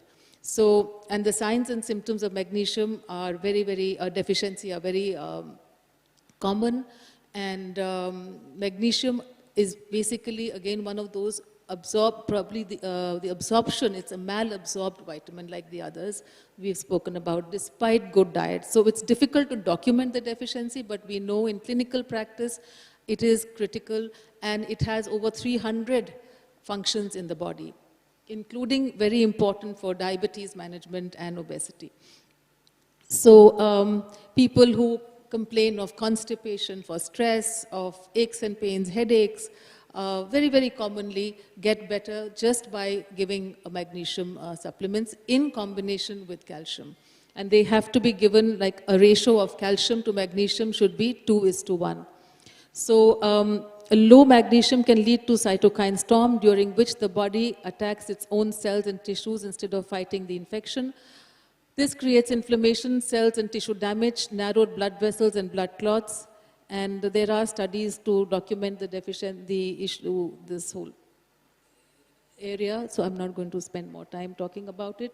So these are the critical nutrients, and there are, of course, so many others, but since I'm not going to talk about them, they are not less important, but they are better understood. Phytonutrients are non-nutrients. There are no vitamins, they are not minerals, they are not antioxidants, but they are just compounds in plant food, which go beyond their nutritional benefits. These are phytonutrients, the colors, the flavors in foods, in vegetables, and these are extremely powerful modulators of the immune system and our health. And how? By modulating gene expression. They are the messengers. They are the information carriers. Which gene will be silenced and which gene will be expressed. So don't consider just because they are not vitamins, just because they are not minerals and nutrients, this area of conversation in diet is extremely critical, and phytonutrients come from plant foods, all the brightly colored vegetables and fruits, all the spices, the good natural fats. They are about thousands and thousands have been discovered, and new ones are being discovered. So phytonutrients, they have what we call polyphenols, which can be anti-inflammatory and immunomodulatory, more important than vitamins, and the way to get adequate levels of these phytonutrients. We all talk about healthy diet and we picture vegetables and fruits. That's the way to get them into your diet. Besides all the colorful spices and the teas and all the other foods that we have which are rich in these compounds. And a half plate rule simply means that if your plate is half full of these vegetables and fruits, there are good chances that you are making up the adequate amounts of these foods. I will talk a little later in terms of actionable strategies of how to go about it. So we have spoken about the critical nutrients. Let's look at inflammation. I don't need to explain what is unregulated and excess inflammation in the body and what it can do. So basically, I have divided the 3 nutrients. Where does the inflammation come from? Let's look at carbohydrates, proteins, and fats. Carbohydrates can be pro-inflammatory if you have too much of carbohydrate because of insulin or exaggerated insulin response, what we call insulin resistance, and too much of sugar and high glycemic index foods. Proteins, certain proteins like milk protein and gluten, we've talked about the protein in wheat, and excessive quantities of animal protein or processed meats can be pro-inflammatory. And among the fats, natural fats are anti-inflammatory, but excessive quantities of polyunsaturated fats, which are natural also, can be pro-inflammatory. More than 7% in the diet of polyunsaturated fats, which include things like sunflower oil, corn oil, and kardi oil, soya oil. High intake of these oils can be pro-inflammatory. And the most pro-inflammatory molecule in our diets is trans fats. Trans fats, I think the understanding is far more today than when I started practice in 94. They are now being also part of packaging. They have to be declared on the food labels. Trans fats are nothing but compounds which are made when fats are heated to high temperatures, and when they make margarine from liquid vegetable oils. So the process of hydrogenation creates trans fats. The process of excessive heating of any fat will create trans fats, and these are highly inflammatory fats which have been linked to heart disease and today to insulin resistance and inflammation across the body. Earlier their association was limited to heart disease, but today it's inflammation in general. And let's just look at how this simple trans fat laden food comes to our table. The morning cup of tea, the chai and biscuit. That biscuit is picked up from the shelf. Companies use margarine and vanaspati to make these biscuits because these hydrogenated fats actually have a longer shelf life. So if you have ever made a cookie at home, anybody listening has made a cookie at home, it will last you about a week, 10 days, maximum 2 weeks. And it gets rancid. So natural butter or ghee will not give the food an extended shelf life. But these fats can take the shelf life from 2 months to 3 months, you know those biscuits are sitting on the shelf for months, nothing happens to them. So whatever commercially prepared bakery foods that you use, whatever fried food that you buy from outside which is using reused oil, will be laden with trans fat. So the morning cup of tea, which most, I'm afraid I have to say this, that a lot of my patients say that the doctor has said, we cannot have tea empty stomach, we have to have that biscuit. And I said, no, I'm sorry, you have to, if you do not take the tea empty stomach, then take something healthy, take some soaked nuts, take a fig, take a date, take few raisins. But these are non-negotiable. There is no room or zero tolerance for these fats in our diet. And certain countries in the world have actually become trans fat free, including Denmark, Canada, New York, and other parts of US. So this is a conversation which is very important, and we've talked about all the, so these are the pro-inflammatory components in the nutrient scenario. Then we have pro-inflammatory components in terms of all the pesticides, the preservatives, the chemicals, the various names that you see on the back of packs, which you don't understand, are all chemicals and are all pro-inflammatory. All the medicines, the antibiotics, and the other, the painkillers, etc., will cause inflammation in the body. I mean, I'm not talking of, not having anything. Don't misinterpret this. But these are, all the chemicals will induce some form of inflammation. And stress. Lifestyle also would mean stress. Stress can also trigger inflammation. So let's not go there. Let's just stick to the nutritional aspects. And this is a relatively new area of conversation, and perhaps I am discussing it only of late, which is the role of nitric oxide. And why I have brought this up is because the nasal vaccine which is coming up is, is using this NO. And the role of nitric oxide in immunity, I'm sure you all understand it with the nitroglycerins and the other medicines that are used to boost nitric oxide. But in the diet, there are ways of increasing nitric oxide, which include a diet which is high in nitrates, particularly beetroots. Beetroots and greens are very high on nitric oxide. And L-arginine and L-citrulline supplements can also boost the nitric oxide in the blood. And of course, pranayam now has been found to be increasing nitric oxide in our respiratory tract. So we spoke about the pro-inflammatory aspects of fats, and now there is an anti-inflammatory fat.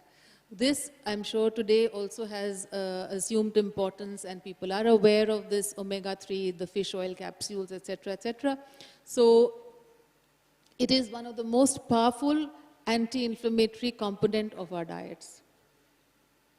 Unfortunately, N3 and N6, these are polyunsaturated omega-3 fats, are a part of the PUFA or the polyunsaturated fats, which I just spoke about. But the ratio between the N3 and N6 is very important. I mentioned N6 are pro-inflammatory, N3 are anti-inflammatory. So too much of N6 is counterproductive. N3 is which is omega-3, we need to boost. So the ratio should be ideally equal, or maybe 2:1, as close to each other as possible. But according to researchers, Indians particularly have a very poor N3, N6 ratio. 1:200, 1:400, it's very, very dismal. And perhaps there are many reasons for this, the changes in the diet that we've had in the past 50 years, and we have abandoned a lot of traditional wisdom and traditional practices, and taken away the good fats and replaced them with pro-inflammatory fats and the whole processed food, etc., etc. So the role of bringing back the right ratios by bringing back foods which are rich in omega-3 fats is critical to inflammation and thereby immunity and thereby overall health. So fish, of course, is one of the important sources or carriers of this fat. All the fatty fish, the higher the fat content, the better. And then in the vegetarian world, there are flax seeds and chia seeds. We have mustard seeds, sesame seeds, green leafy vegetables, once again, soya beans, bajra, rajma, chana, methi, and rice seeds. So these are some of the sources, and there are other sources as well, but these are very common foods which can be consumed. And today I think a lot of people are consuming fish, either fish or oil capsules, or chia seeds and flax seeds have come of age. So these fats were actually discovered when they found that the Eskimos who ate almost 60% fatty diet had zero incidence of cardiovascular disease, depression, and arthritis. And then the link was made with inflammation. And these same Eskimos, when they moved to mainlands, suffered the same prevalence of these diseases. And it's been about 30, 40 years now.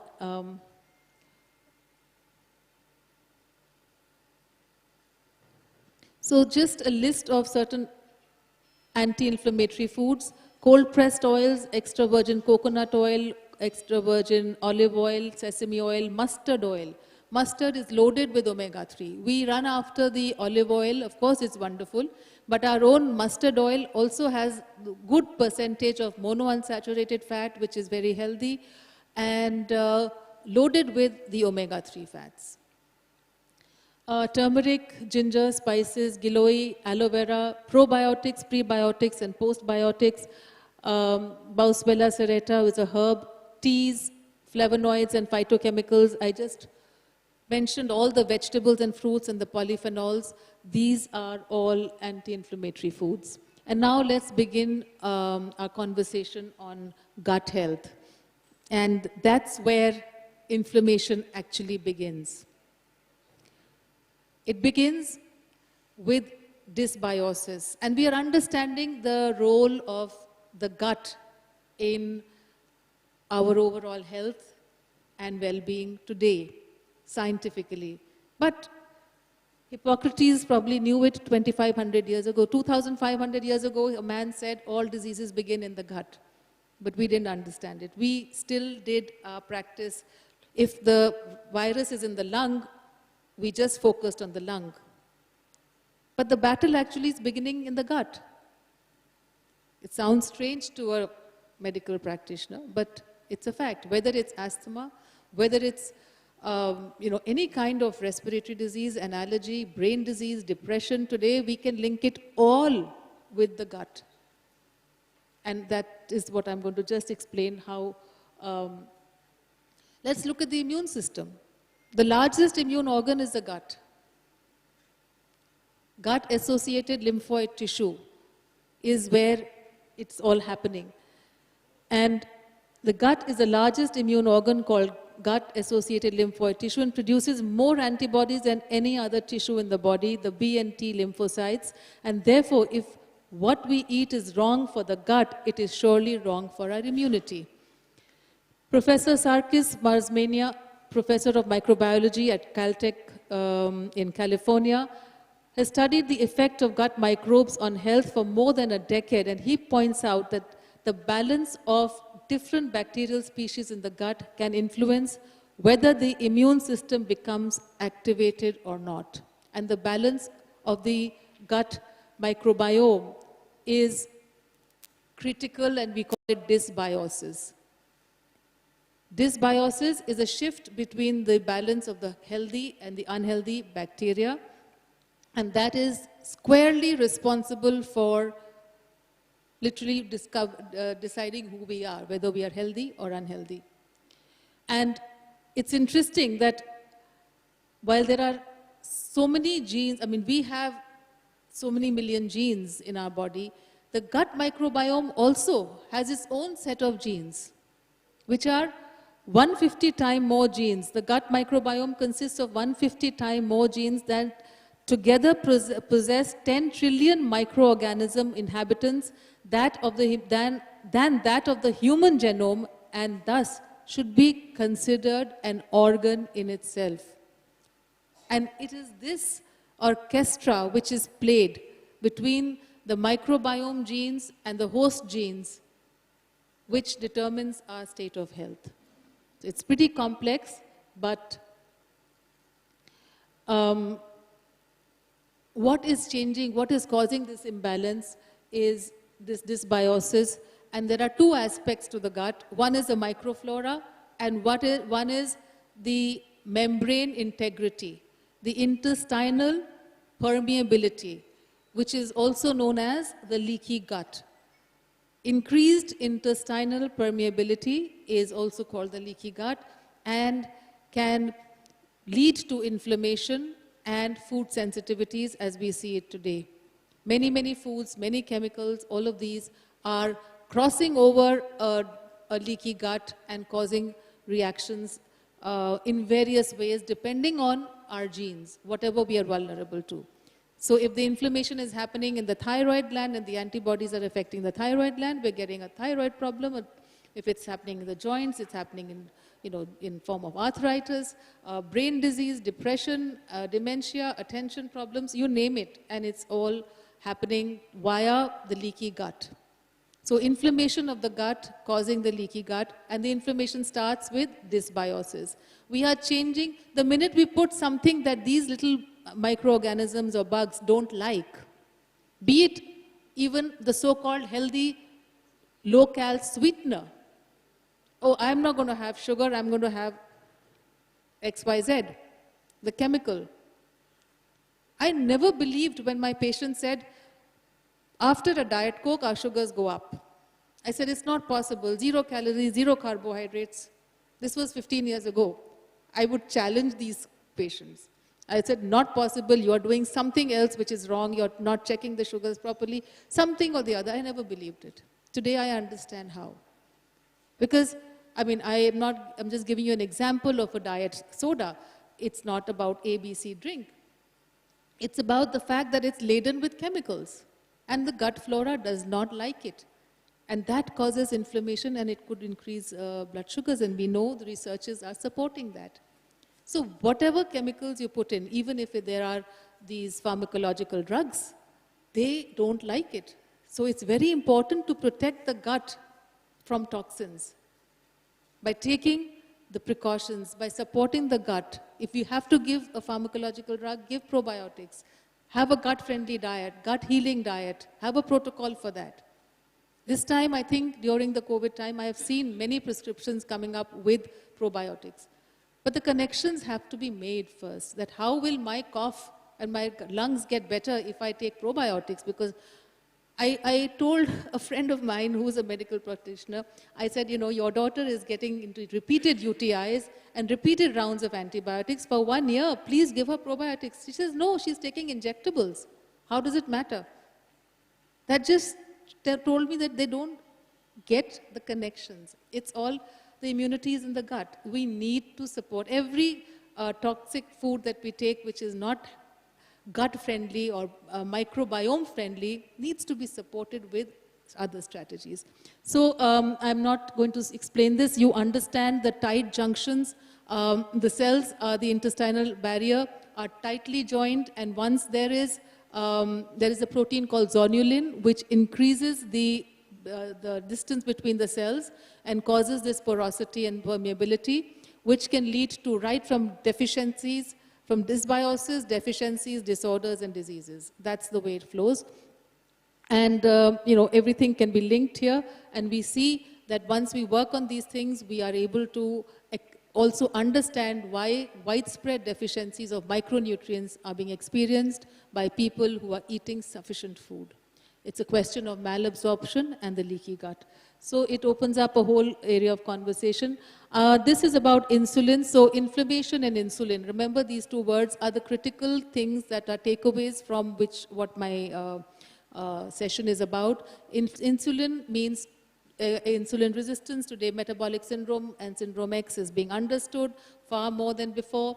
How do we know that we are insulin resistant? There are markers. I'm not going to go in for that. But insulin resistance itself is a state of inflammation, and we have no business to be accepting this.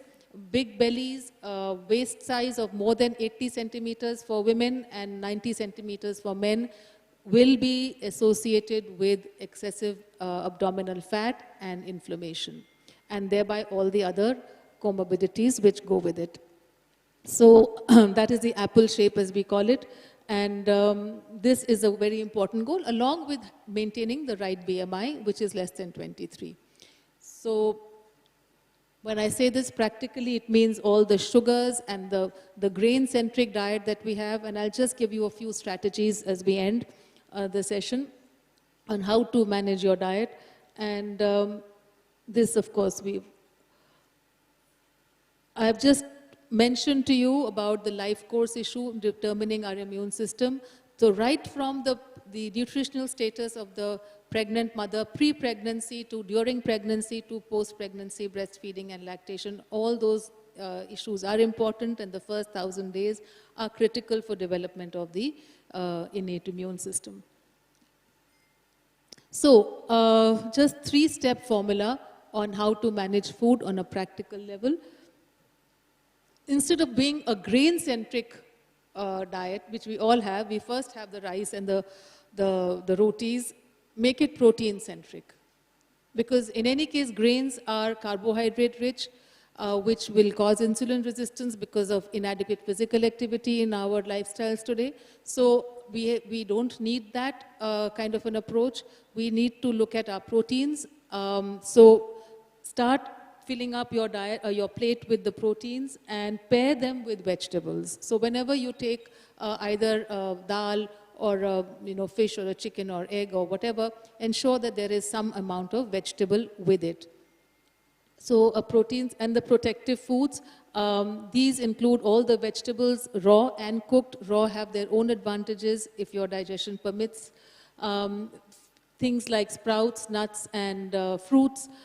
Fruits, of course, are important, loaded with polyphenols and other nutrients, but being rich in sugar need to be watched. So the food, just because they are healthy, we need to be watching their sugar content, and fruit juices are an absolute no-no if the goals are to achieve optimum health, unless there are specific conditions. So dedicate one meal of the day to this group. Dedicate one meal of the day, which means you can have just a fruit breakfast with some nuts, etc. You can have just a salad lunch, salad and cooked vegetables, or just a soup and a steamed vegetable dinner. One meal predominantly can be around this. This is one very easy way I use in my practice to not only cut down calories, but to increase the nutrient quotient and the polyphenol quotient.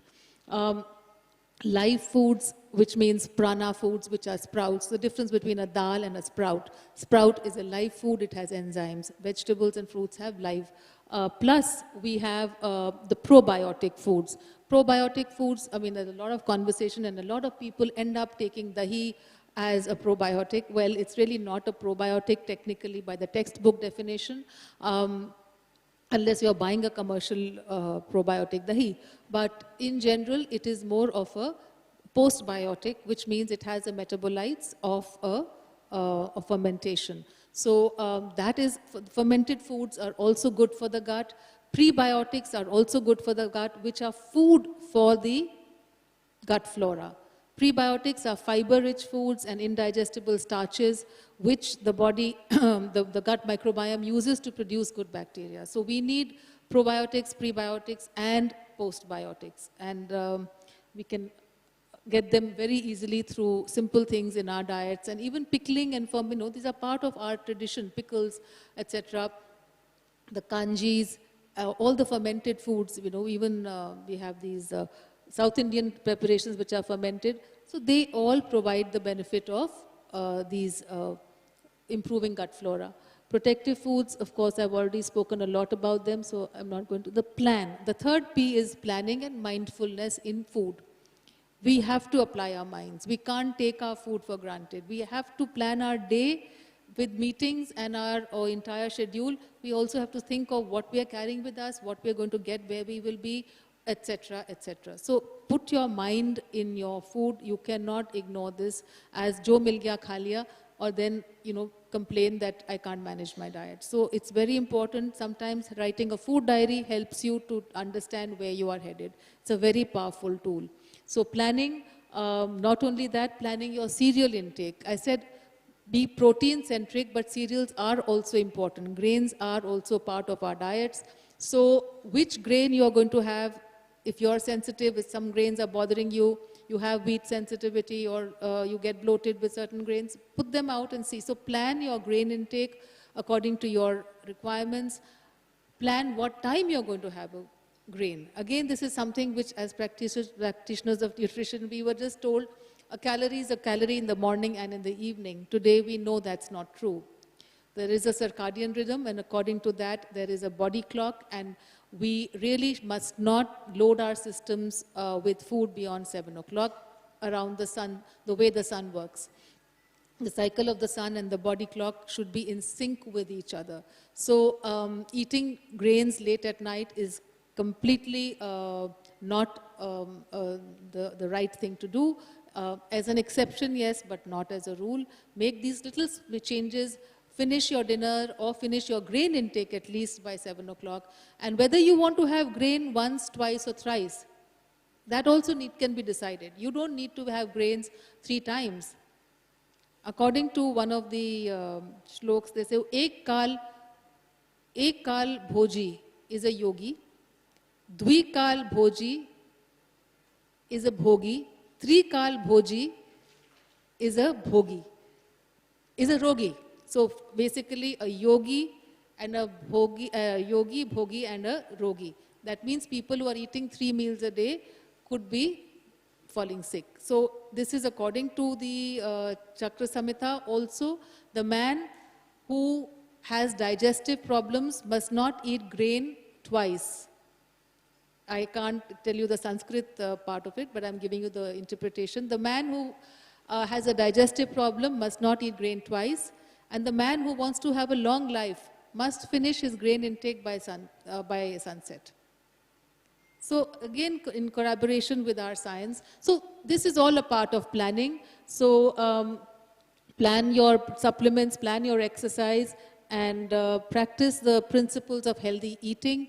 What are the principles of healthy eating? Eating a variety of foods, balancing, and moderation. Moderate the foods which are, which are not so desirable. Moderate your portions, and balancing is a very critical principle, which means you may not be able to manage every day the same way. If you have excessed sometimes, overeaten, then go easy the next meal. You can even fast. I can go on and on actually. Now time is running out. But fasting is one of the things I must discuss here because it has come up in my conversation, that balancing and fasting, actually this was the earlier forms of the wise practices. Just fast twice a day, twice a week. Such a beautiful way of balancing your excesses. You can do a fruit fast, you can do a vegetable and fruit fast, you can do a water fast, you can do a 1 meal fast, whatever works for you. The benefits of fasting today are beyond imagination. One thing which is squarely, it can only happen by the body is repairing its own cells, autophagy. One of the most powerful tools to reclaim your health, for longevity. So there is a lot of, benefits in fasting which we have not understood, and as I'm going along in my practice, I'm realizing that why, there was such an emphasis in almost all traditional societies and religions across to fast. Whether it was the Christianity or Indians or Muslims, everywhere there is fasting as a practice. So fasting and feasting, of course, can be debatable, but fasting certainly has its benefits. And as a simple practice to boost your immunity, fasting can really help. And today, intermittent fasting has come of age. So I'm going to just skip this slide. We have discussed almost everything. Useful herbs, everybody is talking about tulsi, giloi, etc., ashwagandha, and the importance of good hydration. And useful foods, even mushrooms have a very important immune boosting benefit. Just 18 grams of mushroom every day can increase the immunity by 34%, something which was quite remarkable. And if I have another minute or so, I'll just wind up. So, of course, avoid smoking, these lifestyle practices which are pro-inflammatory, limit sugar and dairy and meats, and general advice, anti-inflammatory foods, regular gargling and steaming, of course, oil pulling. Oil pulling is again a very interesting phenomena. It was a practice which was done in the South Indians, where they put virgin coconut oil in the mouth and swish it for about 10-15 minutes and spit it out. And can you imagine how smart our ancestors were? Because today, scientists have established the connection between oral flora and gut flora. So the composition of your oral flora is very, very similar to the gut flora. So you may not need to test your gut flora, you can actually, and what was oil pulling doing? Improving the microbes and the, the balance of the bacteria in the mouth. And what does a mouthwash do? It kills everything because it's all chemicals. It gives you a sanitized mouth, but by killing the natural flora. So oil pulling has become better understood by us.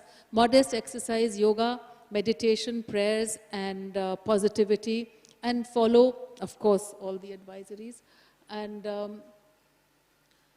just the last line, that the road to building endurance and immunity is paved with a healthy gut.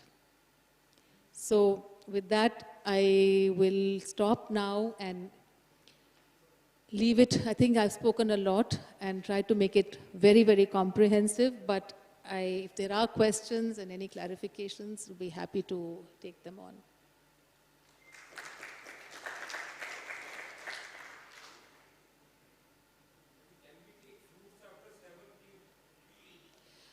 Good question, because this question does come up very often.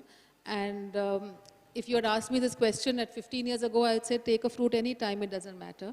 But today I understand the importance of this. So fruits are actually best taken empty stomach, so not right after a meal. That is something I would say it's a strict no, which a lot of people do. Right after the meal, they'll have mangoes and things like that. It's not a great idea. If after 7, you have a 3-hour gap between your last meal, no problem. Instead of cereals, you can take fruit. Yes, yes, yes. But don't take it on, if you've just snacked, then don't take it. Give a gap of 3 hours. Yes, if you've had your lunch at 1 o'clock or 2 o'clock and a cup of tea at about 5 or 6, you can have fruits at 8 or 9, no problem. So, बहुत बढ़िया presentation था. The things which we were knowing but not applying, you have made them clear. So, दो तीन बातें हैं sir. जी. पहले के time में हम लोग जब एग्जाम देने जाते थे तो मम्मी हमको दही खिलाती थी. I just want to know what is the significance of that custom. एक कटोरी दही या 2 चम्मच दही से हमको कितना मिलता था जो हमको हेल्दी रखता था. जैसे आज प्रोबायोटिक और प्रीबायोटिक की बात कर रहे हैं, पोस्टबायोटिक की बात कर रहे हैं. मेरे ख्याल से ये लॉजिक था कि आप घर से बाहर जा रहे हैं दही खाकर तो आपका गट का वो स्लाइशन हो जाएगा. लैक्टिक एसिड तो मिल ही रहा है ना आपको, लैक्टिक एसिड मिल रहा है, so the pH of the gut will be favourable and I am sure it will produce metabolites which will, if the gut is happy your brain is happy.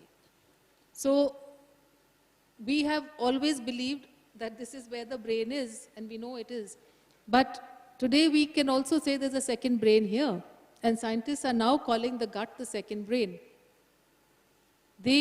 If there is one transmission happening from the brain to the gut, there are 8 signals going from the gut to the brain. All the 80% of this serotonin is being secreted in the gut. The dopamine, the tryptophan, sorry?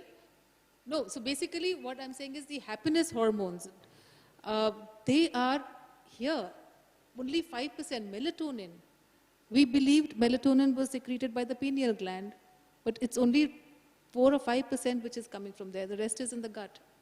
So if somebody has a gut problem and is having a sleep problem today, all your patients who are complaining of sleep problems focus on the gut.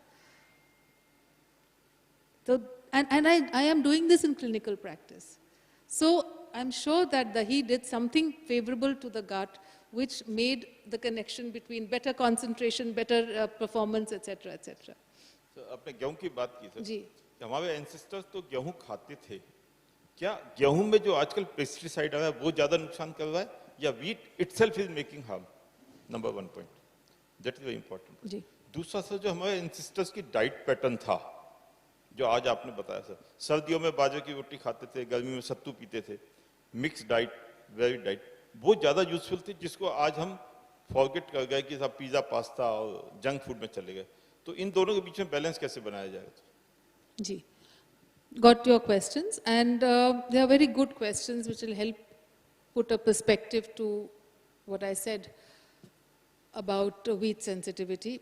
So, wheat itself is among the 8 allergens that we know. I'm sure you all know the 8 allergens. Eggs, soya, milk, and shellfish, nuts, and tree nuts, and wheat. So it is one of these 8 allergens which are known to trigger immune problems in certain people. So it has an immunogenic component by its very nature. Rice के साथ ऐसा नहीं है. कभी rice का नहीं ऐसे होता ना. So इसी तरह, so it has something. Now the wheat which was given to us before 1960 was a different breed of wheat. It has gone through many, many evolutions, from the einkorn wheat, the hexaploid, the diploid, पहले diploid थी, अब hexaploid है. So all those changes have happened in the wheat, but they were not really bothering people. However, I'd love to explain this in detail. Actually, the wheat protein, gluten, bothers every human being by damaging the gut lining, but most human beings are able to repair it. So there is a transient leak all the time, and that gets repaired in healthy individuals. So if I'm not wrong in saying, no human actually digests and the gluten and the gliadin proteins completely. They get broken down only partially. But there is no damage to health in most people. But this protein has an immunogenic component, we know that. Now what happened in the 60s? For the Green Revolution's sake, high-yielding varieties of wheat were produced. Phenotypically, the wheat plant, which was a tall grass, became a dwarf. Many, many seeds, much more productive. But 2 aspects which are of significance to us happened. There was a DNA change, of course, so we don't call it a GM wheat, we call it a composite variety or a trans variety. But whatever it is, some change happened. So imagine if in an immunogenic protein or a plant, more changes are happening, safety trials were not done on what is happening to the population. So it was just introduced as is. And one of the other traits which they wanted to acquire by this process of changing was its ability to withstand pesticides. So it was a herbicide, weedicide resistant grain. Now what does that mean? Typically glyphosate is used as a fungicide for prevention of spoilage. And it is used fairly rampantly in other plants as well. But whenever it is used, it also damages the plant. So it has to be used very judiciously. Now, one of the traits which was engineered through this process was weedicide resistance. So, to your point, is it the pesticides? Yes, so the farmers were able to put loads of it without damaging the plant. So it was a twin issue. Both issues became important. There was a chromosomal change, and then there was a increased application of the, the pesticide. So perhaps both those things started, impacting people in a certain way. You can see post-60s, 80s, the 1980s and 90s saw the epidemic of heart disease, epidemic of obesity started growing, I mean, even in India, in the Western country. And this wheat was the new modern wheat. In fact, the farmer whose farm was used to grow the first variety of this change wheat is a patient of mine, and he's suffering miserably with health problems.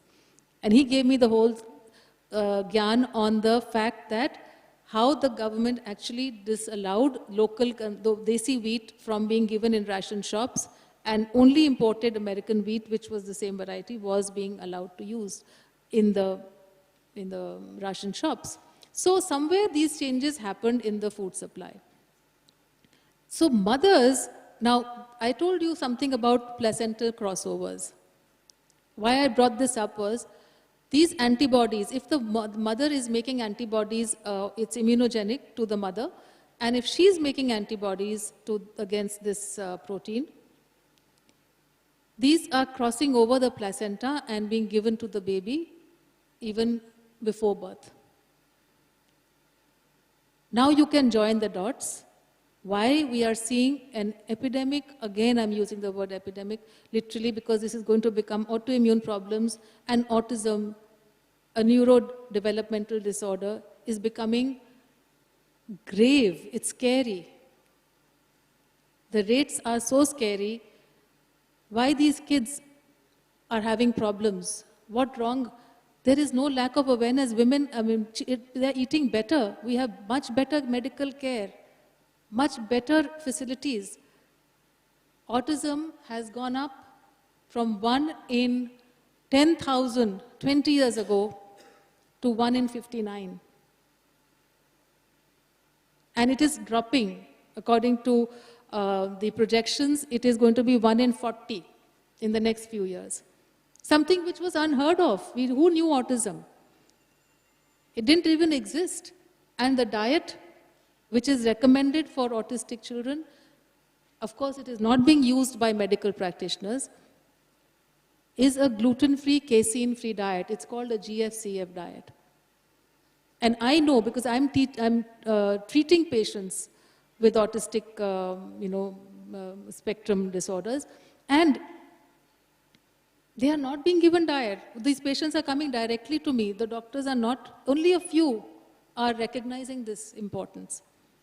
And I have this one child, I'll tell you, if time is permitting. The other session. So I'll just, this question was very important, so I'm taking this time to answer. So he had a head banging tendency. He was on medication. He was about 12 years old, banging his head every day for 4 hours, minimum. He had sores on his head and he wouldn't stop. And we changed his diet, and every day, within a month, head banging went from 4 hours, 3 hours, 2 hours to nothing. And then the parents were very happy following the diet, all that corrected. Till one day in school, the child was given a regular muffin by mistake by the teacher. We rolled back again. 2 months it took us again to get the gut flora back and to correct it. So these are little things that I'm trying to tell you, that these dots have to be joined. And what to do for junk food and to protect yourself from these processed foods is the idea of balance. If you can make these foods at home with healthier ingredients, nothing like it, and make informed choices, regulate it. Occasional indulgence is not going to be a problem. If you subsist on it, it's a problem. If it's a regular part of your food, it's a problem. So, and if you have it once in a while, then do a balancing act and, go easy on the next meal, have enough vegetables and fruits, and that's a very common sense approach. So with that.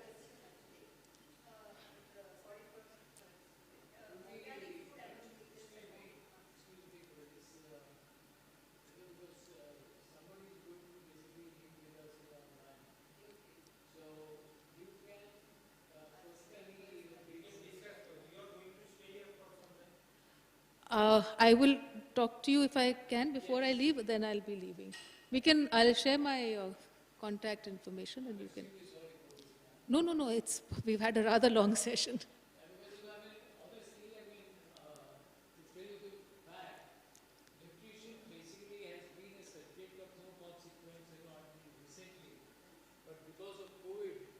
It has really come to the surface. Yes, And when yes. we have a person like Ishi Khosla, who is an expert, and basically her knowledge and her insight into nutrition is unfathomable.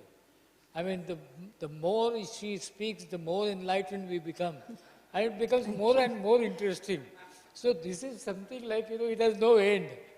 But all good things must come to an end, Yes, ma'am. absolutely. As Bible says. So I think, but, I suggest, individually, if you have any query, any clarification you require, please feel free. Madam is going to be here for some time.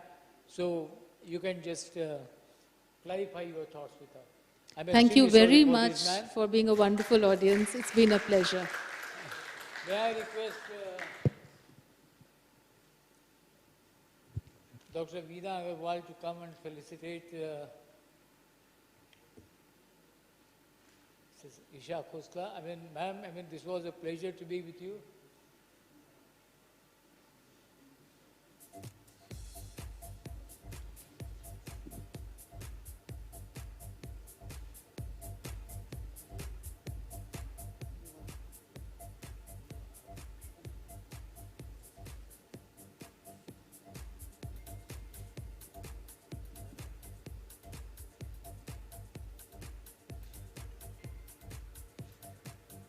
Thank you. Thank you very much. It was a great pleasure.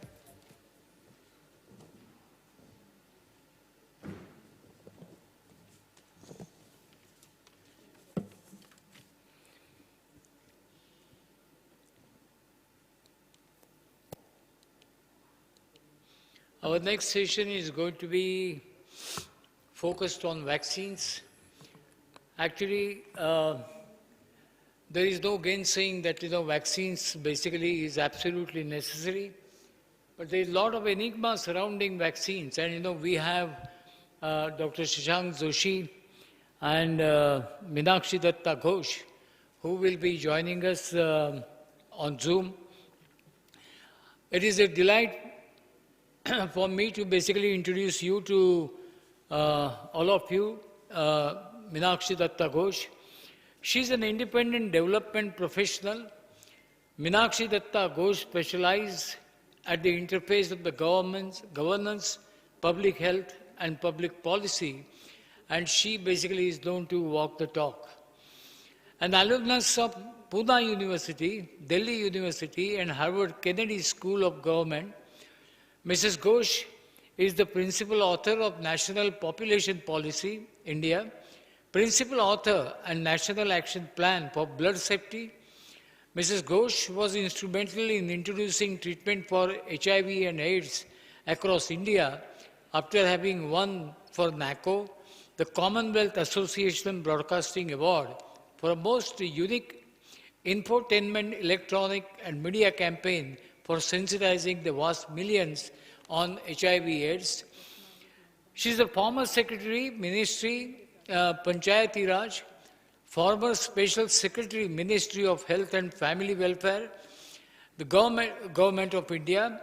She writes on the impacts of the health-related policy on the ground level outcomes. Her most recent piece has appeared in September 2021 issue of the Alert Consumer on the changing role of Ayush practitioners in health and wellness centers.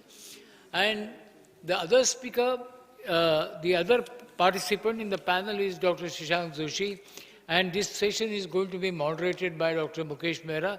May I invite Dr. Mukesh Mehra to the dais, please? Thank you.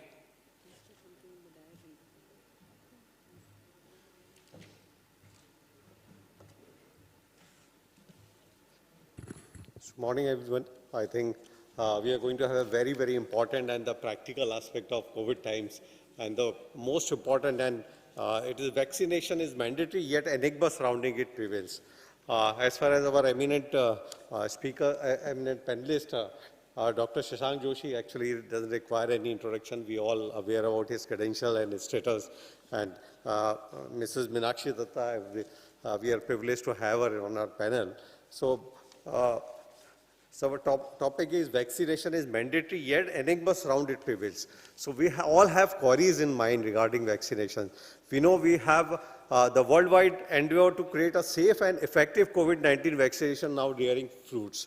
And as far as Indian scenario is concerned, till now we have vaccinated almost 67 crores and 72 lakhs Indians, and almost 15.6% fully vaccinated, and total 11.4% of India is vaccinated. We are just second to China, and we are ahead of USA also. We vaccinated is 37.4 crores doses only.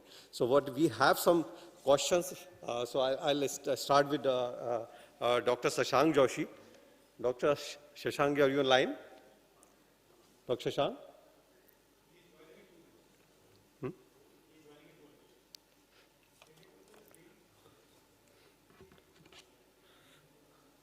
Mrs. Datta is there online? Yeah.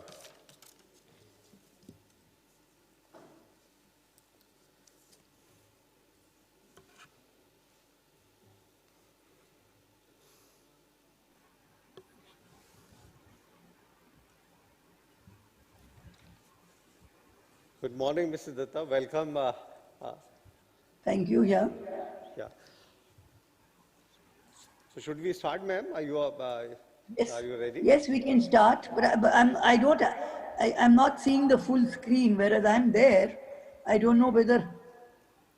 We are able to hear you, ma'am. You can continue. You'd like to take some questions? Should I start now, ma'am? Please start. So you have been actively associated almost every government policies we heard of in recent times which relate to health matters, whether it is a WHO level, national level, or writing about all these problems, whether it is related to consumers also. So we'll start with the first and the most important question which coming in mind of most of us is the booster dose.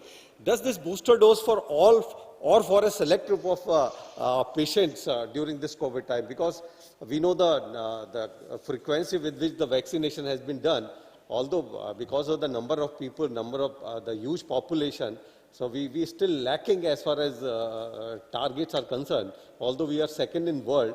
But does this booster dose concept is valid for Indians, or it is applicable in Indian population and scenario? No, I mean, I'm sure the booster dose, whatever research has been done, and if science tells us that the antibodies are dropping after a period of time has elapsed, after each individual has completed their first 2 jabs, it is possible that a booster dose would become necessary. But I'm getting the impression that as far as India is concerned, maybe we are beginning to, I mean, it's all right for government to make arrangements for the booster dose. It's all right for the scientists and medical fraternity to ensure that the booster dose, I mean, whatever vaccines are coming in are, a continuation of the vaccines that have gone on, previously. At the same time, I do believe that we should not confuse the lay public, because at the moment, probably it's a tad early for India. Those of us who have completed our 2 vaccines and we find our antibodies dropping, there may be need for medical intervention. But other than that, I think it's much more important to complete that everybody should be administered 2 jabs of the initial vaccine. Or should we give it to the high-risk professionals first and the immunocompromised people, or should we give it for all? Because first we should at least give one vaccination to all. Depending on medical advice, I mean, I'm sure that depending on medical advice as to what antigens are at work, what is the level of antibodies in people who have already taken 2 jabs, and I think it'll have to be tailored according to need. Dr. Shashank, would you comment on this, how this booster dose is going to help in increasing antibodies for COVID-19? Should we give it to all, or what is the FDA status regarding its recommendation present? You are mute. Can you unmute yourself? Let me be very transparent and clear. As Madam has actually said, it needs to be tailored. Yeah. And the first thing is that there is no recommendation for an additional booster after 2 doses, whether it is for Government of India or whether it is for United States government or anywhere. From a science standpoint, the only place there may be a potential for an additional dose after 2 doses would be in people who are immunocompromised. So, properly, moderately to severely immunocompromised individuals who have diseases where their immunity is moderately or severely compromised, they are the only individuals which may become eligible for an additional dose. In absence of that, there is currently no rationale for giving an additional dose. Right now, we need to understand 3 things. People who have already got the natural infection and have taken 1 vaccine or 2 vaccines are sufficiently protected for a year and a half. People who have not suffered from COVID but have taken 2 doses or 1, 2 or 3 doses based on the vaccine they have taken, they will have some degree of protection. This degree of protection can be measured by antibodies, which is the B cell response, but also remember we don't measure the T cells. This is something ensure that we do not lose our lives as well as we do not get severe disease. Currently, we want to give the vaccines to most of the people most of the times. So public health practice is very clear that from a public health standpoint right now, an additional dose is not recommended with the exception of people who are moderately or severely immunocompromised. There may be a compelling reason for healthcare professionals and frontline workers to probably get an additional course, particularly if they are falling in the category of moderately to severely immunocompromised status. That is why I agree with ma'am that this may have to be individually tailored. But currently there is no such recommendation till we have not completed our first cycle of the vaccination schedule.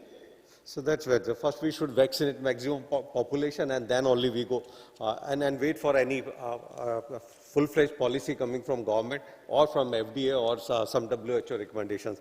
Another important question which has been actually now addressed also, is it safe to get vaccinated against COVID-19 during pregnancy?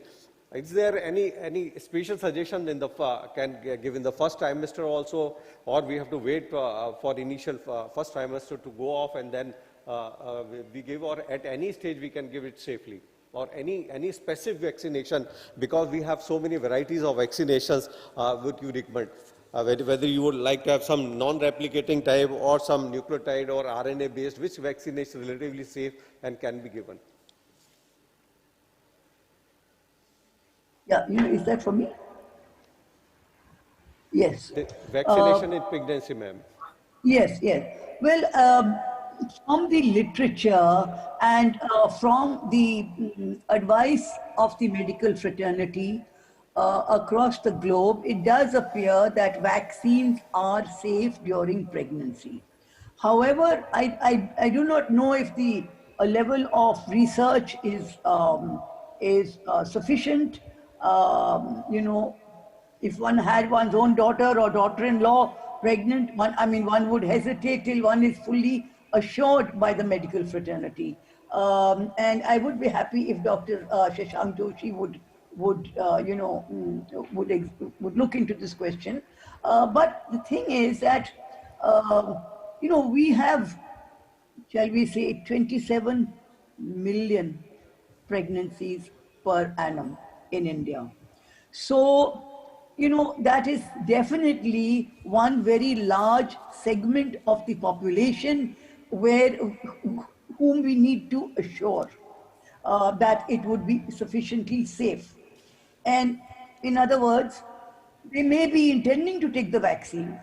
Pregnant women may be wanting to take the vaccine for their own safety, for the baby's safety, but we have to convert their positive intentions into action. And we can only do this, very frankly, I believe, and from my experience, if we are able to get this message across in 200 different local languages so that people are able to to hear about it, read about it, learn about it, accept it, process it, and then proceed to action. But the details about, in all the commentary on vaccines for pregnant women, I have personally not come across any very detailed research in this matter. It is definitely loosely said over the electronic media as well as over the print media that yes, this is safe. I'm not very sure that how it would react upon the fetus and upon the growing pregnancy in a woman. Thank you. Dr. Shashank, would you like to comment on this? It's a very important Yes, so topic. I would agree with Madam completely here. Number one, all COVID vaccines in the non-pregnant space are also emergency use authorization as far as the Yes. Indian government is concerned. Exactly, yes. So remember one thing, that these are all experimental vaccines. Yeah. We are recommending, currently Government of India has recommended as an exception for breastfeeding mothers as well as pregnant women vaccination. We feel Covaxin may be a safer option because it's a killed vaccine. But beyond that, everything is in the realm of EUA, emergency use authorization. So on a case-to-case basis, the obstetrician and the mother have to take a call on the same. We would recommend in general, and Government of India also has recommended in general, to vaccinate pregnant women, and that is a standard of care. Having said that, this is as Madam rightfully said, the effects on the fetus and the mother are unknown. This is a subject matter of investigation, and everything is right now in the EUA space. Globally also, if you see all the global guidelines, they say that it is maybe or preferable, but it is not something which is a routine standard of care. Thank you very much. So we should, presently we should not hesitate. It has been recommended and we have been using in our patients also. So another important question, do these existing vaccines protect people from Delta variant of SARS-CoV-2? Dr. Shashank would like to comment on this very sensitive topic and said I think there is nothing sensitive about the topic. When the vaccines were discovered, there was no Delta variant. Having said that, both the vaccines which are predominantly being used in India, namely Covishield and Covaxin, have data on the Delta variant that they are reasonably effective. But remember, all vaccines will have some degree of immune escape, and therefore this is something which we need to recognize, that as the vaccines are being developed, the virus will keep mutating, and we will have to do the second generation innovations on the same. So when the next generation Covaxin and Covishield will come, it will be reasonably effective. But currently the data suggests that most of the currently available vaccines in India have some degree of protection against the Delta variant, and the current degree of protection is 2/3. So a rough estimate is 2/3. So we will not have that 90%, 95% coverage. And again, remember, all this data is against severe disease and death. So remember that most of the vaccine data is not on overall efficacy. Vaccines don't prevent COVID infection, but they prevent death and they prevent severe disease in almost 100% of the cases. Occasional immune escape can occur, will occur, and we should be recognized. And therefore, even after 2 vaccinations, our recommendation is to continue wearing mask, because against all variants, mask is 100% effective if you appropriately wear it most of the times, most of the places. So very important. Every vaccine is effective, but there could be, I think it is very important. They are protective, and the severity especially, they will bring down the. Madam, you would like to comment on this regarding the efficacy in Delta? Anything you would like to add to it? No, I don't think I can add to what Dr. Shashank Joshi has said, and I fully agree with his perspective on this matter. There another important question, Dr. Shashank, I would like to start from you.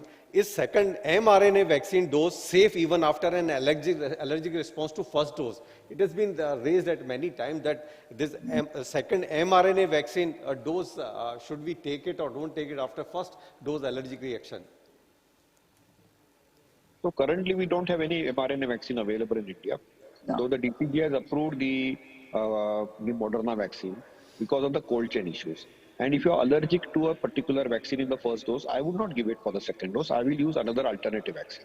I'm very categorical and clear about it. I will do a CBC, CRP, IgE, ask an allergy expert to clear it, have a team ready. for a potential allergic reaction, because allergic reactions which are major, like angioneurotic edema or anaphylactic shock, clearly are a contraindication for a vaccination. However, if the allergic reaction is a mild one, like a rash or simple itching or a urticaria, then probably I will have a team ready and give the vaccination. And I will tell the person who's likely to get vaccinated to come as the first person to get vaccinated and keep the person under my eyes and observation for 4 hours at least. So this is a standard protocol where you need to ensure that there is a team response which is available for us. But remember that if you have allergy to the first dose of mRNA vaccine, which is predominantly used in global countries like US and Europe, I would not give the second dose. I would probably do a mix and match. So general principle, you have to apply, be careful. If it's a mild allergic reaction, you can, with caution, you can give, but it's a significant reaction, you have to, I think, modify, you have to change the... So I don't like the word mild. Either the reaction is life-threatening or non-life-threatening. If it is a life-threatening reaction, the answer is no. If it is non-life-threatening reaction, then you need to do it under an expert observatory team. Dr. Joshi, there is another perception among people that if there are no side effect with 2 doses of COVID-19 vaccine, you are not properly protected. So some people have some kind of, I think, concept their mind that if you take vaccine, then you are supposed to have some kind of reactions. That's a complete myth, and take that myth out of your mind. Ma'am, you would like to comment on this? Yes, I would. It is definitely a complete myth, and I would say almost, fictitious.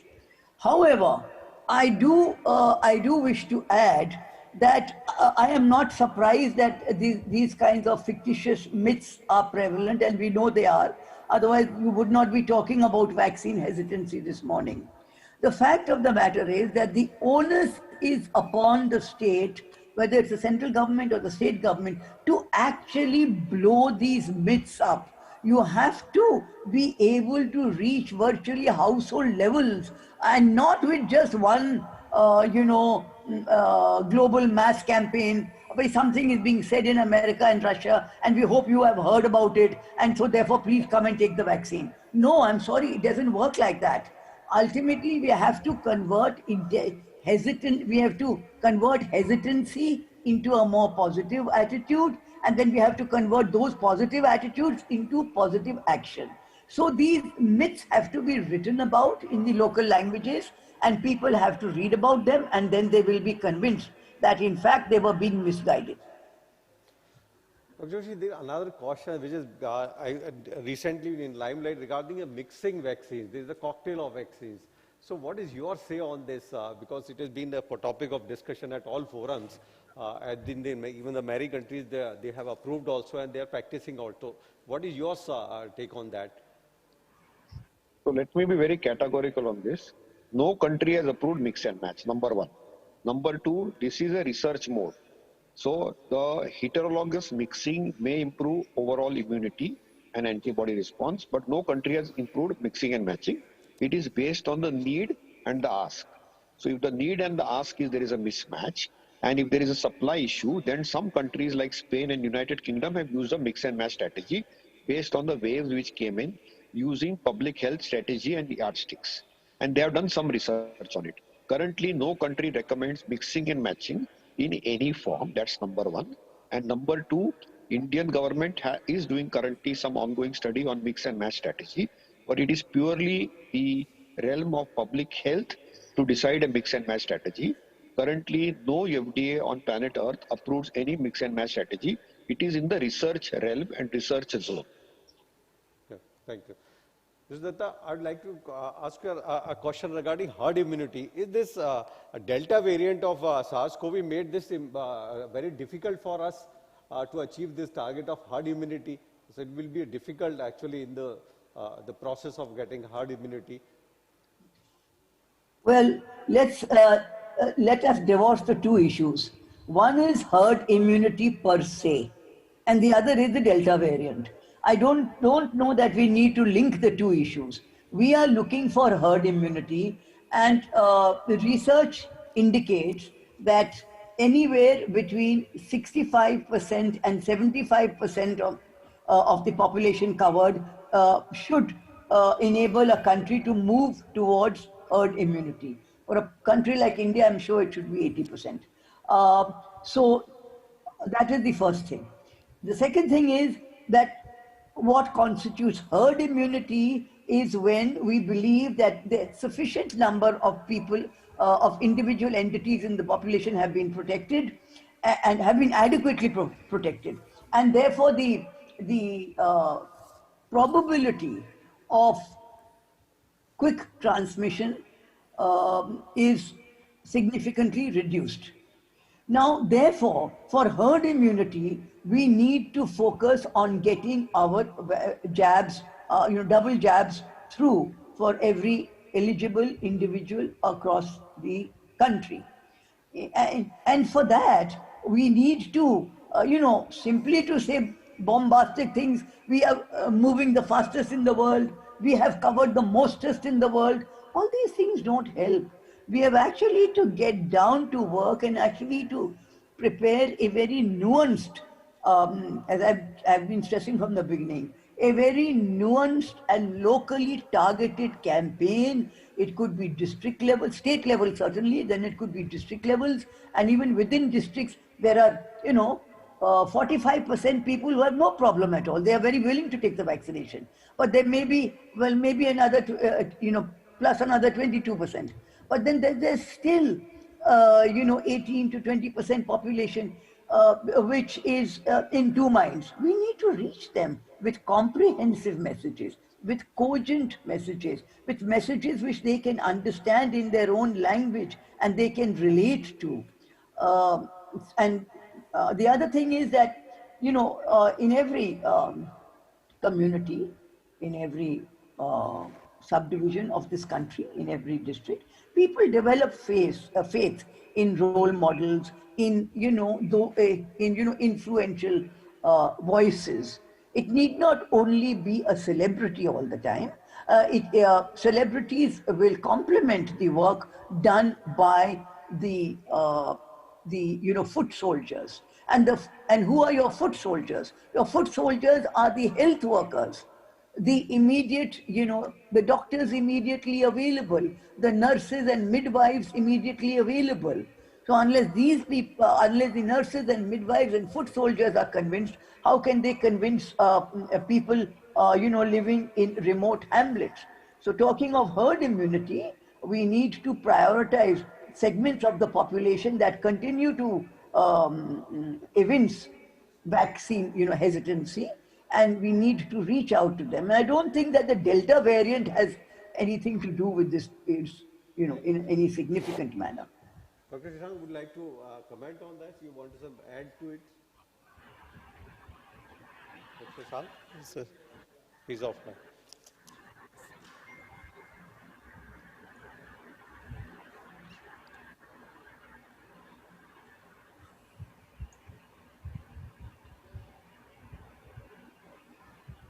We'll wait for him, or should we?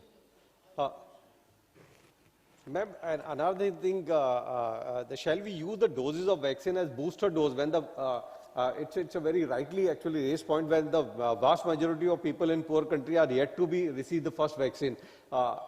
Should like, because you're looking at a lot of social aspects also and different aspects, so we have to wait for booster dose or for that matter modifying a present schedule of vaccination.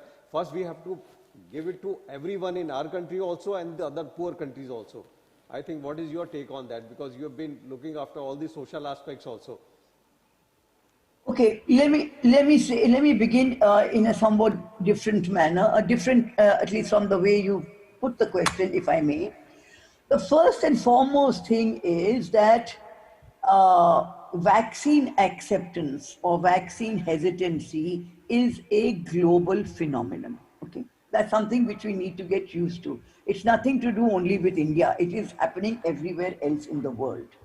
And if I may share a couple of statistics with you, but even that is like a shifting goalpost, because in December 2020 a survey was done of 11 OECD countries, and they found that the willingness to take the vaccine in December 2020 was only 66%. In February 2021, in these very same countries, among this very same survey and population, the willingness to take the vaccine has jumped from 66% to 76%. That's one thing. So the question is, you brought in the question of countries. In some countries, let me refer to Russia and the United States, where, for example, it is being felt now that the politicization of this specific COVID-19 pandemic and of the vaccine development has actually played a role possibly in lower vaccine acceptance rates. In India, the vaccine hesitancy is being touted as high as 70% plus. But the most curious case in India is that of Tamil Nadu. A state like Tamil Nadu, which is highly educated and high literacy, I mean, vaccine, hesitancy in the age groups of 45 to 59 years in a government survey is over 18%. It's 18.2%, which is quite amazing. But to talk about how this affects policy, there are much higher vaccine acceptance rates, surprisingly, in the lower and middle income countries than in the wealthy countries.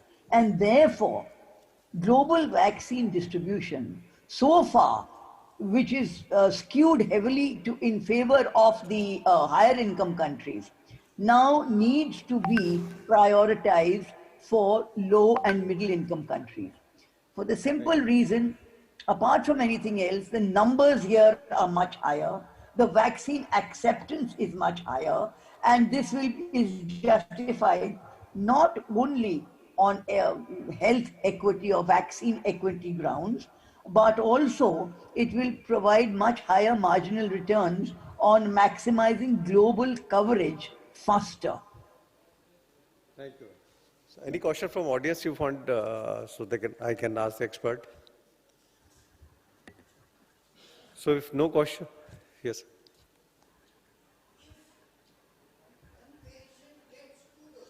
Yeah. Yeah. Mm-hmm. And there is a question raised from audience. If patient who is vaccinated, he received 2 doses of vaccine, but there are no significant antibody detected. So what if patient received 2 doses of vaccine, but still no significant antibodies are detected? What should be the how should we interpret? No, I am sure he will get medical advice, and maybe sometimes the antibodies take time to develop. It differs from individual to individual, and I'm sure that medical advice will be provided. Would Dr. Joshi like to take that question? He's offline. So the normal take on is there. Normally, we don't measure antibodies after vaccination. It is not recommended also, and it has got no very, I think, practical significance that you take another dose of or third dose of the same vaccine if your antibody is not significantly detected. So this has been a practice also.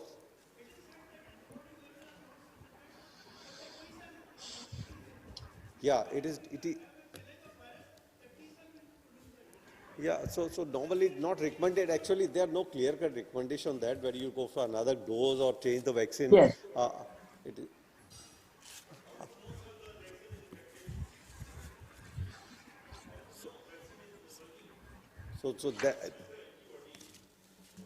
That is one way actually. You are creating immunity through T cells also, what he said. There's a sensitization also. So not all the time you get antibodies actually. You get sensitivity. Even so many patients we see there who have been exposed to COVID, they suffered significantly, they still antibodies are not detected. So for that matter, even what they say then the efficacy of the vaccine. So sometimes there's 67%, 80%, 88%, but for severity of illness, it is 100% for almost every vaccine. So they Yes. reduce severity also. You have got T cell immunity also. So you have got sensitization for that matter against the severity also. Yeah. So I think it is one of the, I think, less answered questions, how to deal with the antibodies level. And it is not clear. So, but take on that, it will not modify your, I think, present vaccination schedule also. So, thank you, ma'am. Thank you very much for your time and your expertise. Sir, would like to. Thanks, Dr. Meenakshi, Mrs. Meenakshi, for your expertise and taking out your time to answer our queries. Thank you. Thank you, Meenakshi Datta Ghosh and Dr. Shashank Joshi. I mean, basically, I think she's also offline. But I think, these vaccines, everybody knows that, vaccines should be taken. But there are a lot of questions surrounding vaccines. And just as, there are a lot of questions surrounding COVID, and not many are able to answer those questions. I think the same can be said of the vaccines. It is only through experience that, we will be able to learn more and more about vaccines. And since, basically we are also confronting this Delta variant, and now, Delta plus variant as well. So it is only over a period of time, we will know whether we have reached herd immunity, whether with Delta variant herd immunity is possible, not possible, what kind of vaccines may develop to deal with Delta variant COVID. So I think, we will have to keep, our anxieties on hold for some time, and whatever is available now, we have to use it to protect ourselves from COVID. Lester? Yeah. Our next speaker, and this is the culmination of our program. This morning we began our day with physical endurance. Following that was the nutritional endurance. And now we are going to deal with mental endurance, how to build a mental endurance. When we talk of mental endurance, what we essentially talk about is the making robust mind, the mind which is focused, motivated, and mind always aiming at higher purpose. This ought to be the raison d'etre of our existence. We must always aim at higher purpose. This notwithstanding, it is also true that mind is the most fragile instrument that we humans operate with. Mind is always subordinated to the life experiences. If our experiences are pleasant, good, our mind is happy. If our experiences are bad, traumatic, our mind is sorrowful.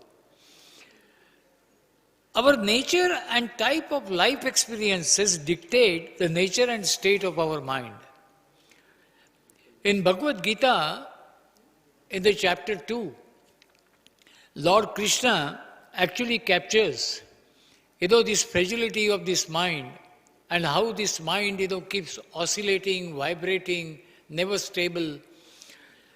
He basically captures the state of mind beautifully in only 4 lines, in 2 verses. He says, Dhyayato Vishayan Pusa Sangasteshu Upajayate Sangat Sanjayate Kamaha Kamat Krodho Vijayate Krodhat bhavati sammoha, sammohat smriti vipramaha, smriti bhramshat buddhinasho, buddhinashat pranashyati.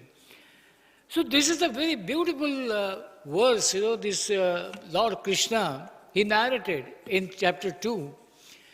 And this basically, essentially, is the root cause, of why, we are not able to maintain the stable mind, the mind, which aims at the higher purpose. Today, we have with us Ashish Vidyarthi. Now, Ashish Vidyarthi, to be very honest, does not require any introduction. Ashish Vidyarthi is one of the India's leading motivational speakers. We always knew Ashish Vidyarthi as a great actor. Very, very few of you might know that he is also a great motivational speaker, and he's a life coach as well. He ignites the minds in his passion as he believes that the human beings are in this world for a higher purpose. And that purpose is lived each day. This belief has led him to teach, develop, inspire, and ignite more than 1 million people with his talks and shows. Fueled with an unrelenting passion for empowerment of people, leadership, and successful businesses, he works with them to amplify their communication, purpose, and confidence that can cause an influential impact on the world. As a national award winner actor, Ashish Vidyarthi brings unique perspective gained from working in over 200 films across 11 different languages and diverse cultures to the organizations, empowering them to unleash the untapped potential of their employees. He brings the same dedication to his work with business leaders as they strive to empower their teams and achieve extraordinary success. I'm delighted to present to you Ashish Vidyarthi. Ashish.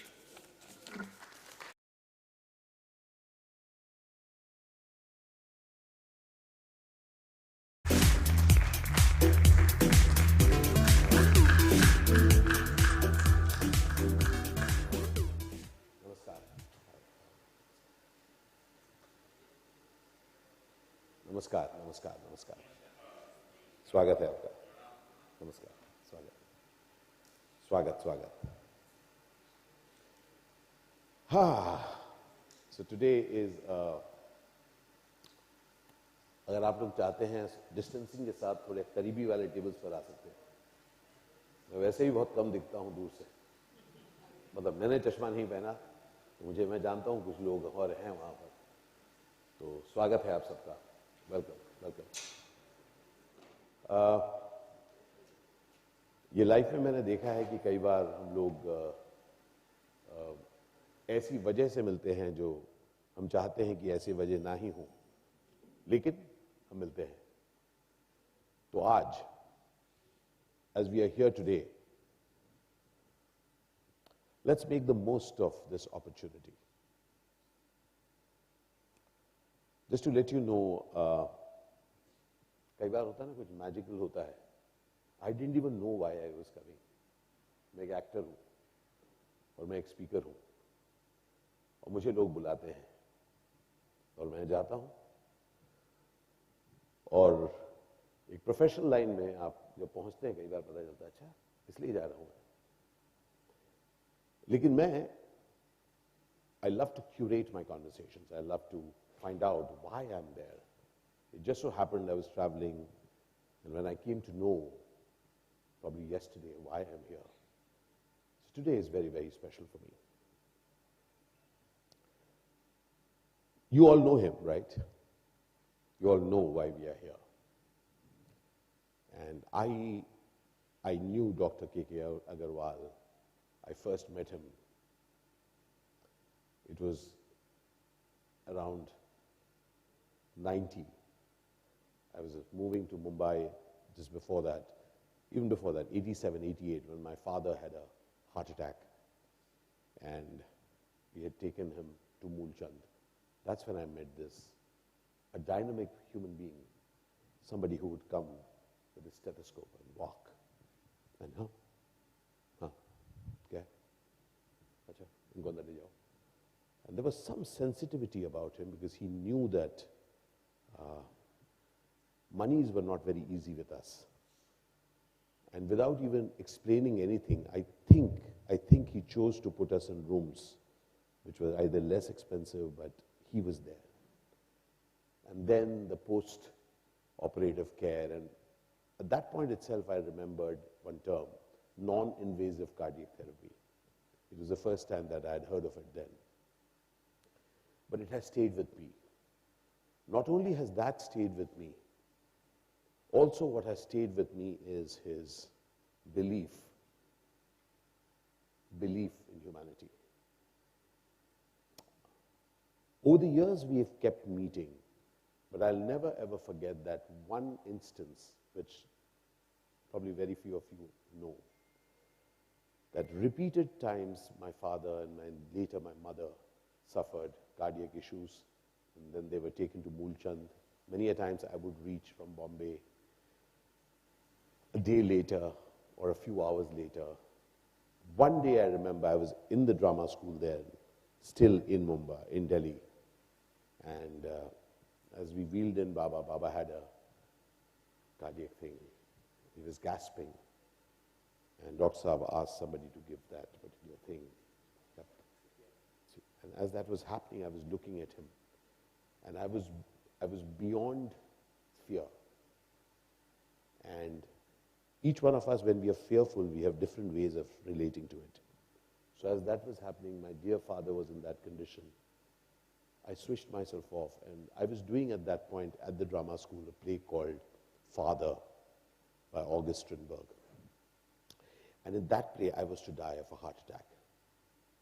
And suddenly I switched off and I said, okay, I will die like this. But it was not to be. Dr. Saab made sure that my father came back, and he remained with us till the age of 92. It's not just one instance, it is multiple instances where I have seen him contribute in ways beyond what we can call the call of duty. Today we are here remembering that human being and knowing you.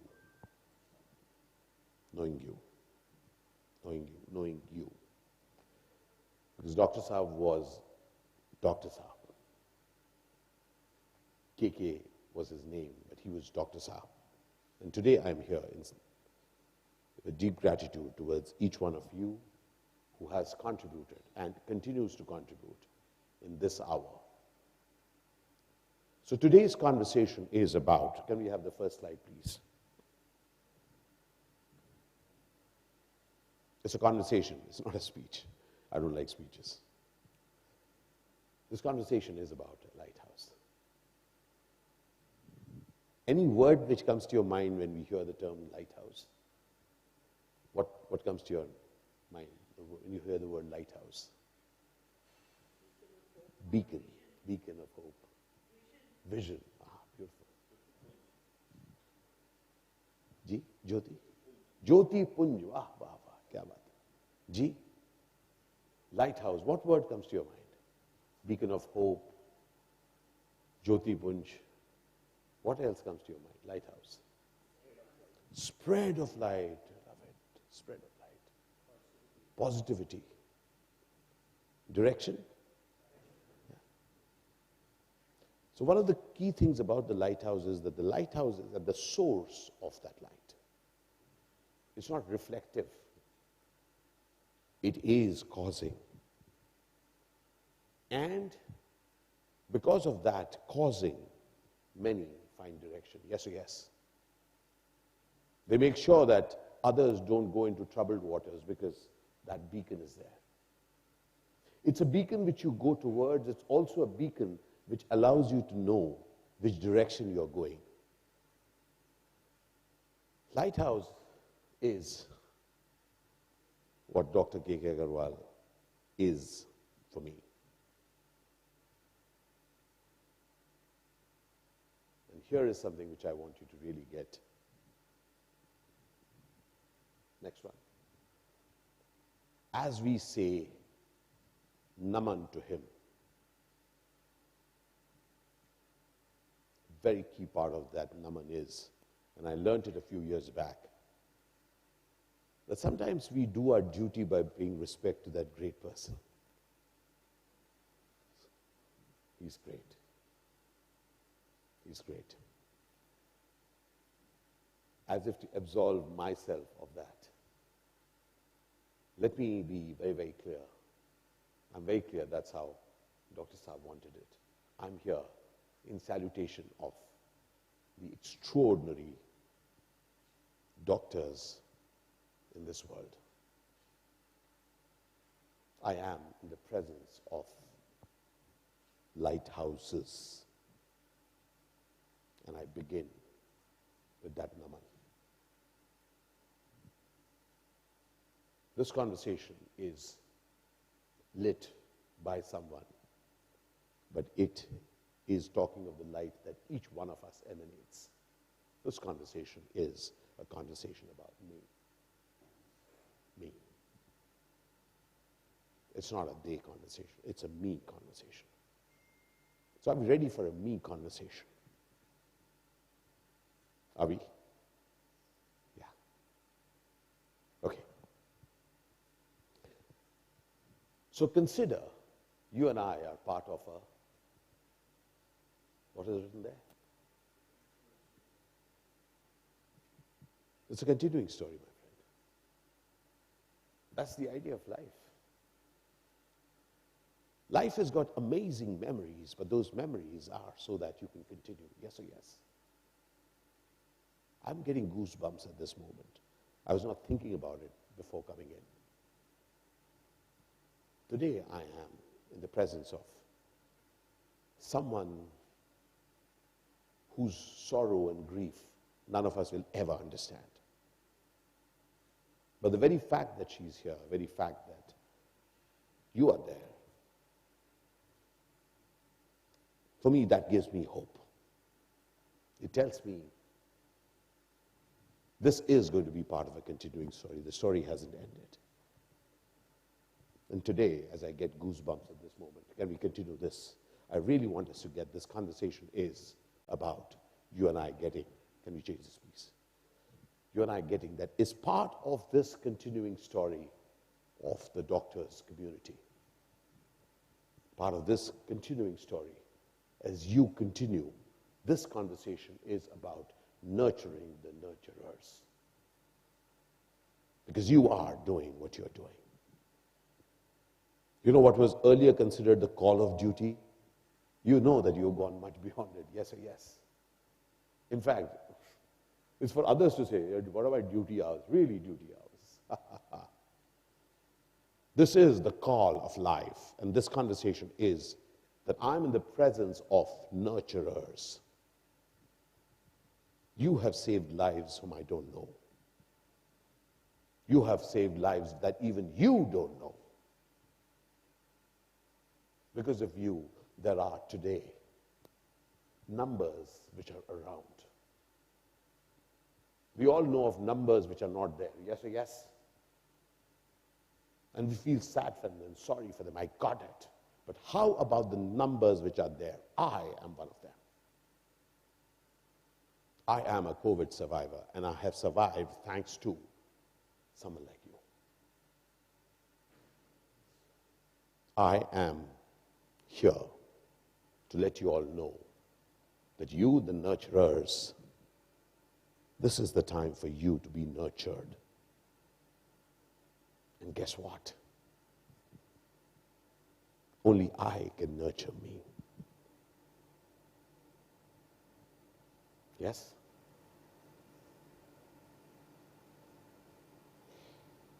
Can you just repeat what I said? Only I can nurture me. Can I say this together with you? Only I will nurture me. Only I will nurture me. So this is the time for each one of us to get that those lines, na mard ko dard nahi hota. Not true. And need not be true. It's okay to feel pain. It's okay to feel heard. It's okay to seek support, my friends.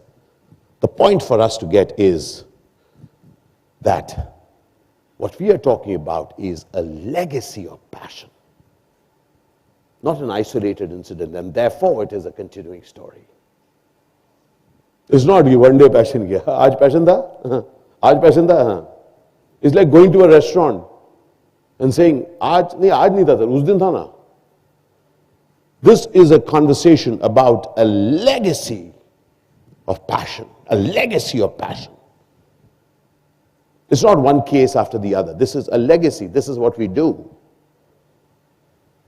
I'm a firm believer in passion, my friend, because passion is what defines us. Yes or yes? Passion is what separates me from the. This conversation is for you and me to really get that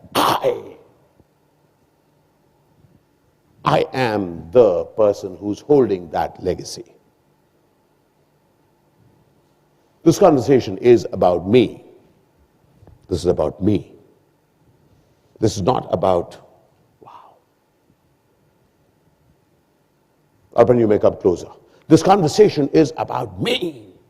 And therefore, who is holding this legacy, my friend? Got it. Yes, got it. I heard you. I heard you. This legacy of passion is being held. Dharohar mere haathon hai. And guess what happens when you are the custodian of that passion? The legacy of that passion. When you are the custodian, what comes next to it?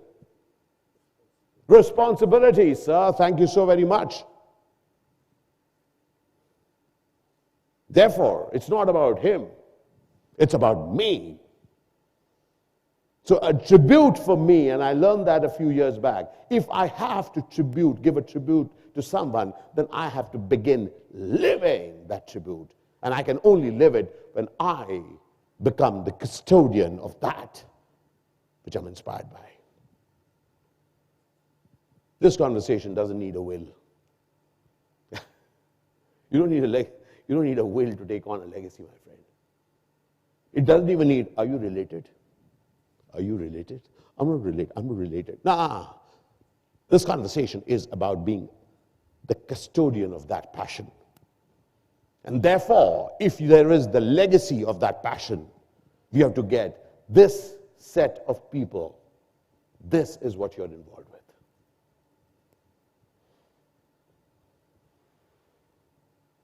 Yes or yes? That's your game. You're healing a wounded country. You're not treating you're treating us. This conversation is about you getting that inside of everything that you have done up till now and are expected to do is this. Because COVID-19 will be replaced by something else. Yes or yes? I know of a few doctors who were saving lives before COVID-19 came. Now I know a few more doctors who have been saving lives when COVID-19 has come. After all the vaccinations and everything has been answered, we are all taken care of. You and I know there's something else going to come up. Yes or yes? This conversation is about you, dear friend, who are healing my country. I'm here for you to get this. Can we just read this together? 1, 2, 3.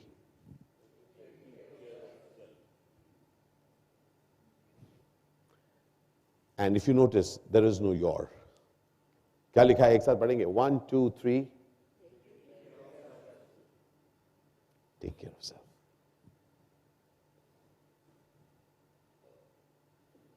You know, there's a difference between the fly-by-night operator. आपने देखा है, आपने सुना है वो examples.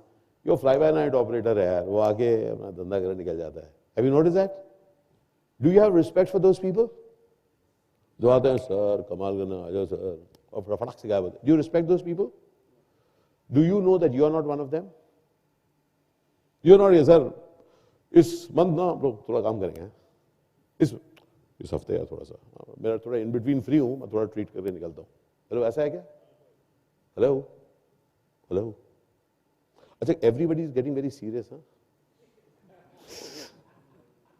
There's a guy who looks like me who acts as a villain. Have you seen that guy? Huh? Looks exactly like me. कई बार मेरे को कंफ्यूज कर देते हैं लोग.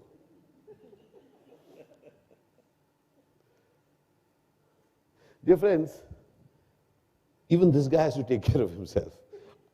And just to let you know, पता नहीं आप लोगों को पता है कि नहीं, many people ask me, how are you? मैं कहता हूं मर मर के जी रहा हूं. पूछिए क्यों? पूछिए जल्दी पूछिए क्यों? क्योंकि 235 film, I've done about 230 plus films, and each of the films I've died. उसी के पैसे से खरीदता हूं सर. ये देखिए फोन सब कुछ जो खरीदा हुआ है, ये देखिए जो फोन सब कुछ उसी पे, घर में हर खैर हिस्सा है. कहता है अच्छा इस पिक्चर में मरा था, इसका अच्छा इस पिक्चर मर मर के जी रहा हूं. And I am celebrating that. So I have died often, my friend. And I'm telling you this guy who's a villain, who's died in 11 different languages. Can you believe it? Somebody dies in 11 languages. I've died in 11 languages. Alag-alag tarike se mara hoon. I know the value of taking care of the self. You have to take care of the self. खुद को नहीं संभाला तो boss मैं कल काम नहीं कर पाऊंगा. The critical part in life is take care of myself.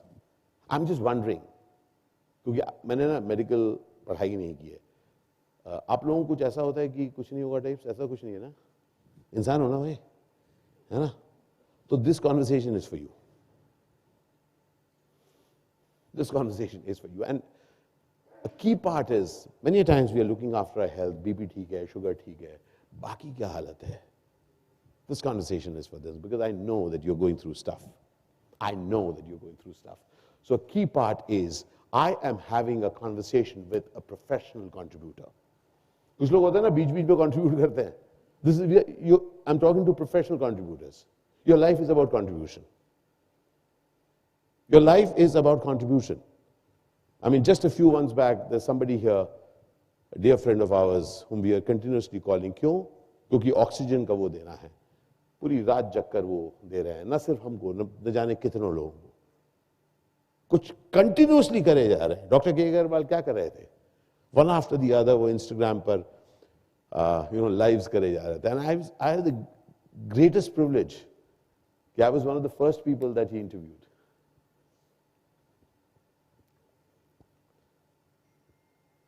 रंज बहुत होता है कि यार और हो सकता था, but I am very happy कि मैं उनको कई बार मिल चुका था. मैं उनके सालों पहले, even before the social media came up, at least 2 or 3 of his उनके जो मेला होते थे, हेल्थ मेला, मैं उसमें आया था. मुझे वह बोलते थे आशीष आना है. मैंने कहा आ रहा हूं. तो कई बार होता है ना कि अपनी जिंदगी में यार मैं थोड़ा और हो सकता था. हाँ, थोड़ा और हो सकता था, थोड़ा और भी मिल सकता था, लेकिन I am very happy that सालों बाद के साहब एक ऐसे बंदे से मिले जिनकी मदद उन्होंने की थी. So this conversation is for the professional contributor, and the professional contributor has to really get that you will have and you do have this. Yes or yes? There is a fatigue of contribution. लोगों को लग सकता है नहीं sir आपका तो काम ही देना है. What a giver he is यार. ऐसे उसको पूछो यार उसको क्या चल रहा है, क्योंकि इंसान है वो. Just to let you know, I'll just tell you in a very vague thing. What we do is, निमिष मात्र भी नहीं जो आप लोग करते हैं, पर मैं आपको बताता हूं. You know, when people infringe upon our time, when I'm in the worst of times, and I will tell you, Moolchand hospital का किस्सा कभी नहीं भूलता. मेरी कुछ फिल्में हिट हो चुकी थी. मेरी माता जी का हार्ट अटैक हो चुका था. My father was very old. I was there. Nights को I used to fly here, and I didn't have money. So nobody could believe मैं एक्टर हूँ, मेरे पैसे नहीं है. पैसे नहीं थे. बड़ी मुश्किल से आता था, माँ को मिलकर पूरी रात रुक के फिर जाता था वापस.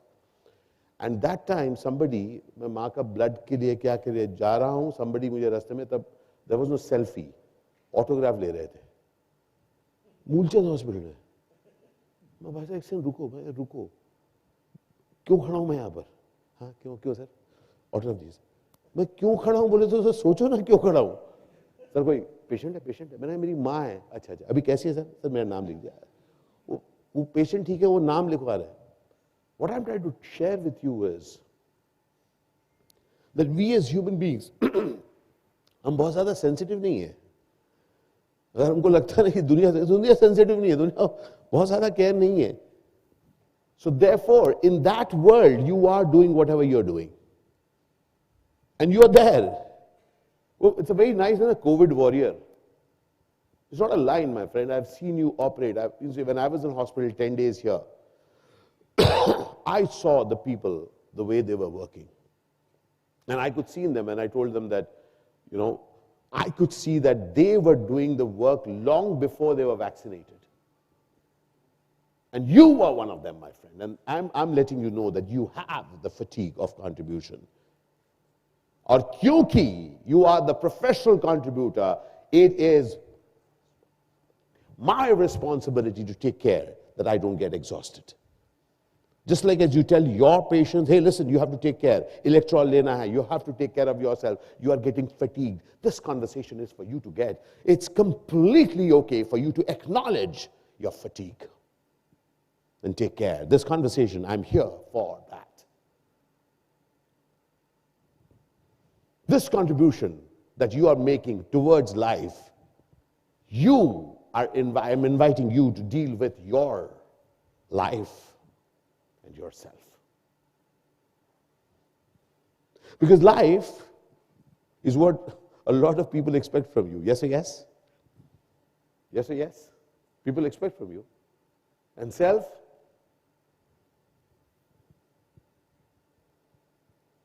So over the years as an actor, मैं कहीं भी जाऊं, कोई भी फोटो ले रहा है, अभी फोटो ले रहा है, ये ले रहा है, उनकी एक्सपेक्टेशन है, उनका हक है. और मैं बता रहा हूं, हमारा निमिष मात्र हम करते हैं जो आप लोग करते हैं. बट उसके बाद I have to take care of myself. Am I good at it? No. So there is no master in this room. I'm just a person who walks with you. I want to let you know that I'm also walking this path. I too slip. I too fall. But all that I'm clear is that this guy, who's a professional contributor, needs to take care of herself, needs to take care of himself.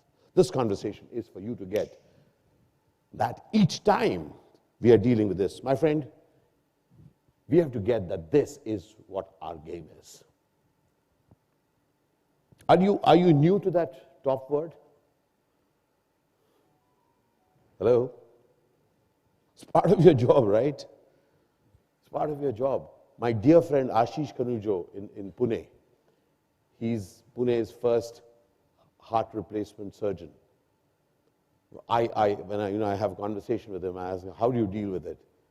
He says, I am called because of a crisis. Same for you, right? People don't call you, sir, शादी पे आइएगा. Phone जब करते हैं midnight पे, उनको कोई जरूरत होती है. And you are dealing with somebody's crisis. Yes or yes?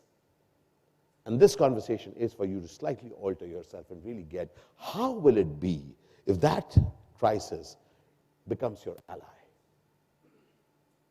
For me, in fact, this entire period is one in which the entire world is pivoting on the crisis. This is a heightened moment for each one of us to get that this is an opportunity for us to take care of things that we did not take care of till now. Welcome to the new possibility. Turning your crisis into an ally. Now, just look at your own life. Don't you have your own aspirations? Yes or yes? Personal aspirations. How important are they for you? How important are your personal aspirations for you? On a scale of 1 to 10, how guarded myself. I guarded my friend. I heard 10. I heard 10. I mean, he's frank enough to admit it's 10. Otherwise, we act humble. नहीं यार हमारा कुछ नहीं है. Hello? किसके लिए जी रहे हो दोस्त? No confusion. अगर आप दान भी कर रहे हैं, आप खुद के लिए दान कर रहे हैं, क्योंकि आप दान करना चाहते हैं. You have to really get that हम जो कुछ भी करते हैं वो इसके preservation के लिए करते हैं, इस spirit के लिए करते हैं. This conversation is for you to get that this spirit will be each day dealing with a crisis, and it is an opportunity for this spirit to turn it into an ally. And this is what I really want to invite you to. That whatever that you are planning, you know that world doesn't happen that way, right? That's what I call the unplanned beats of life.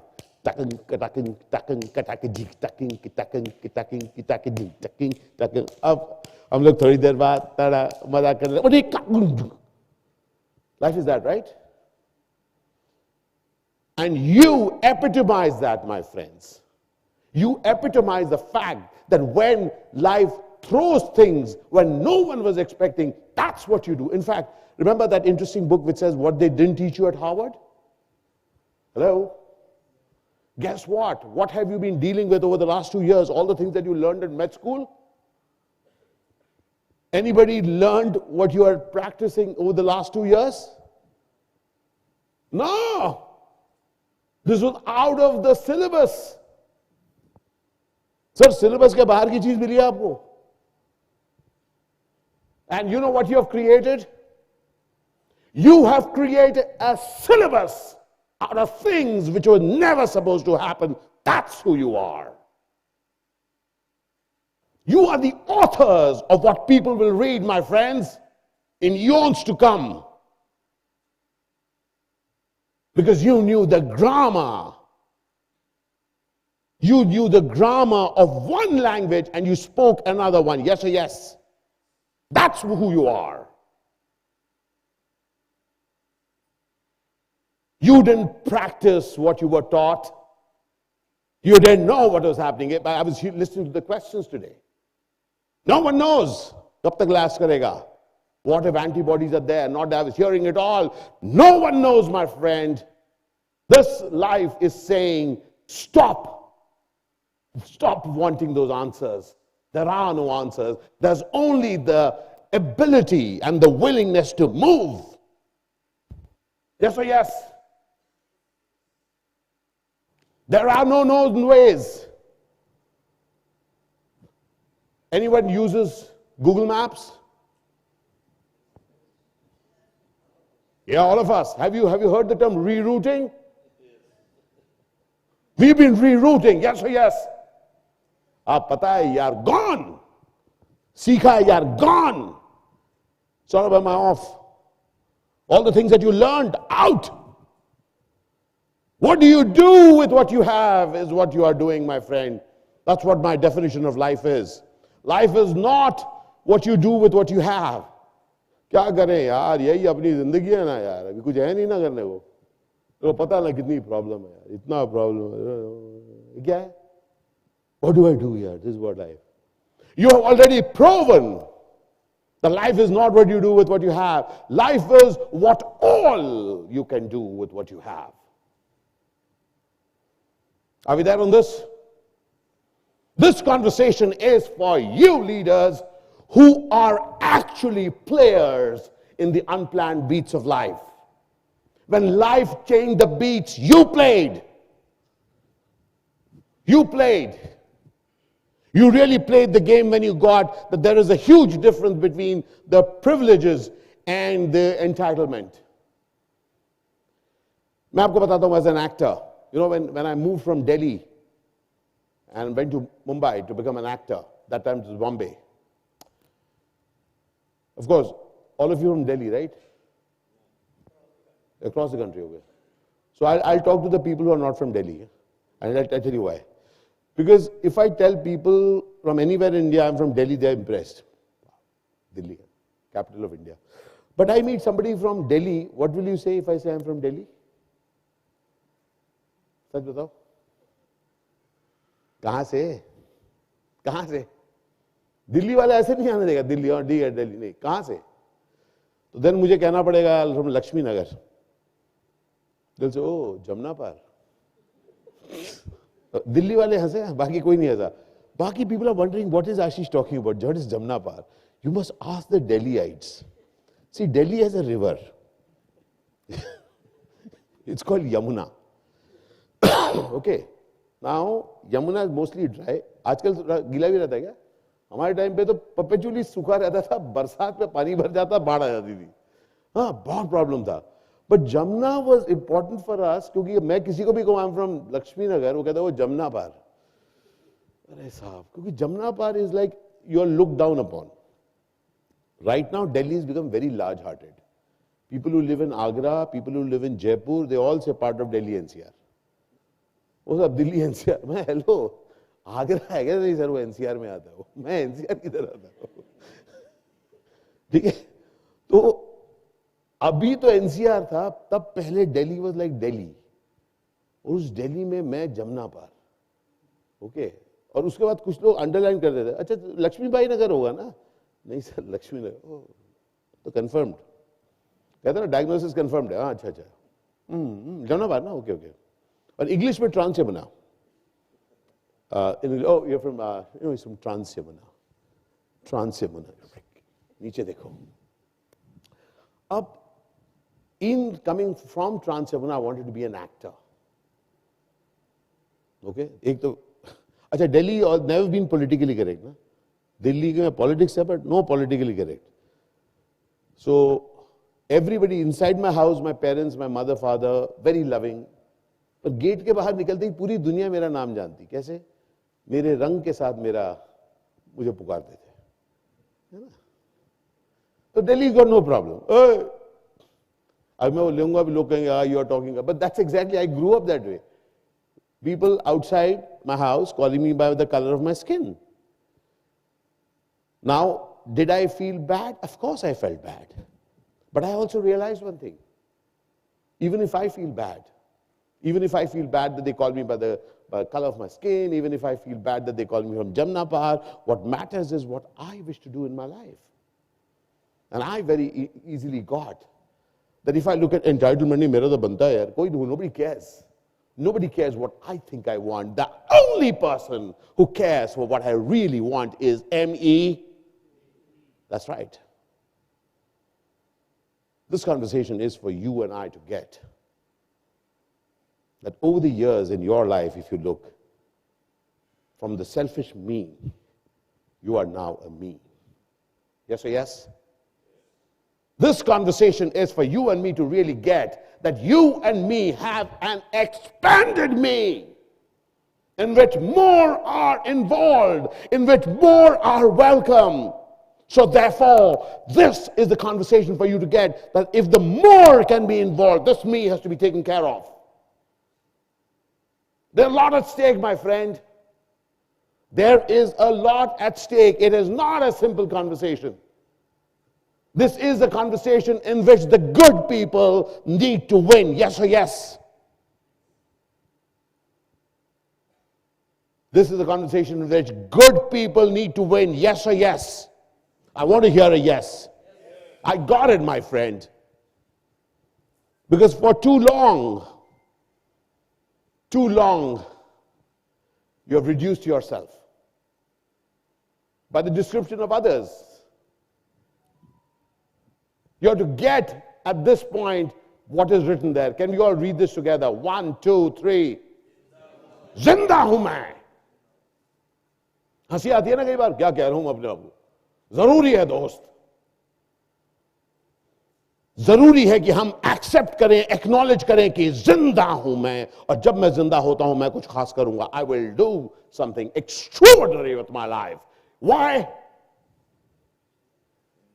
क्योंकि जिंदा हूं मैं. I'm alive. My contribution is alive. My service is alive.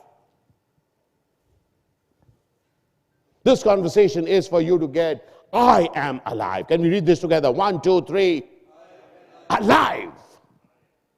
I am alive. And alive doesn't mean, yeah, the pulse is there. No. No. I'm alive. When I'm alive, I do that which is extraordinary. I do that which is extraordinary. Because this is who I am. Can we just read this very carefully? 1, 2, 3. Exactly. Creative at heart. For too long, we have defined ourselves in defined ways. When we are defining ourselves, we feel sorry for ourselves. Yes or yes? Kya kare yaar? You understand how it is. The more successful we are, the more of that expression we have, right? Aisa expression kar lete ho. You understand now? You understand now? And others also understand. They, yeah, I understand.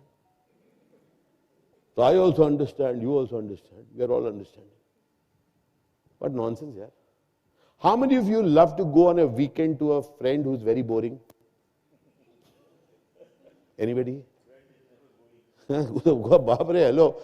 Come on Friday. I'm away till next Thursday. Abhi Friday chod. I'm not available. Therefore, this conversation is important. How creative can you get with how you're describing your day? Have you heard of this amazing word called routine? I don't know if you've heard of it. Hello? Routine. How was the day? Routine. How was the day? Routine. Cut rahi hai. Are sir. Bangla mein ek line hai. Kete jacche kintu rokto porche na. Cut raha hai lekin khoon nahi beh raha. Are baba kya line. Routine. Same. Samne wala, how was your day? Same.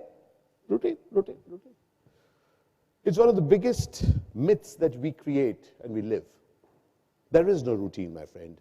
And I can assure you, there is no routine in your life. We try to make it routine. We just say another. No, my friend. Each time you say routine, you just now insulted your life. Can I tell you something very interesting about Dr. K.K. Agarwal? He and I used to have conversations many a times. I never ever heard him say, same chal raha nahi. Ashish, hum log try kar rahe hain. Hum log kar rahe hain. Kidhar ho? And I used to also share with him. Sir, मैं आजकल यहाँ पे काम कर रहा हूँ. Doctor साहब मैं साउथ में. हाँ, अच्छा अच्छा. तो आने यहाँ पे एकदम. One day we could not, and he had just then started doing something interesting, okay, with the Mela.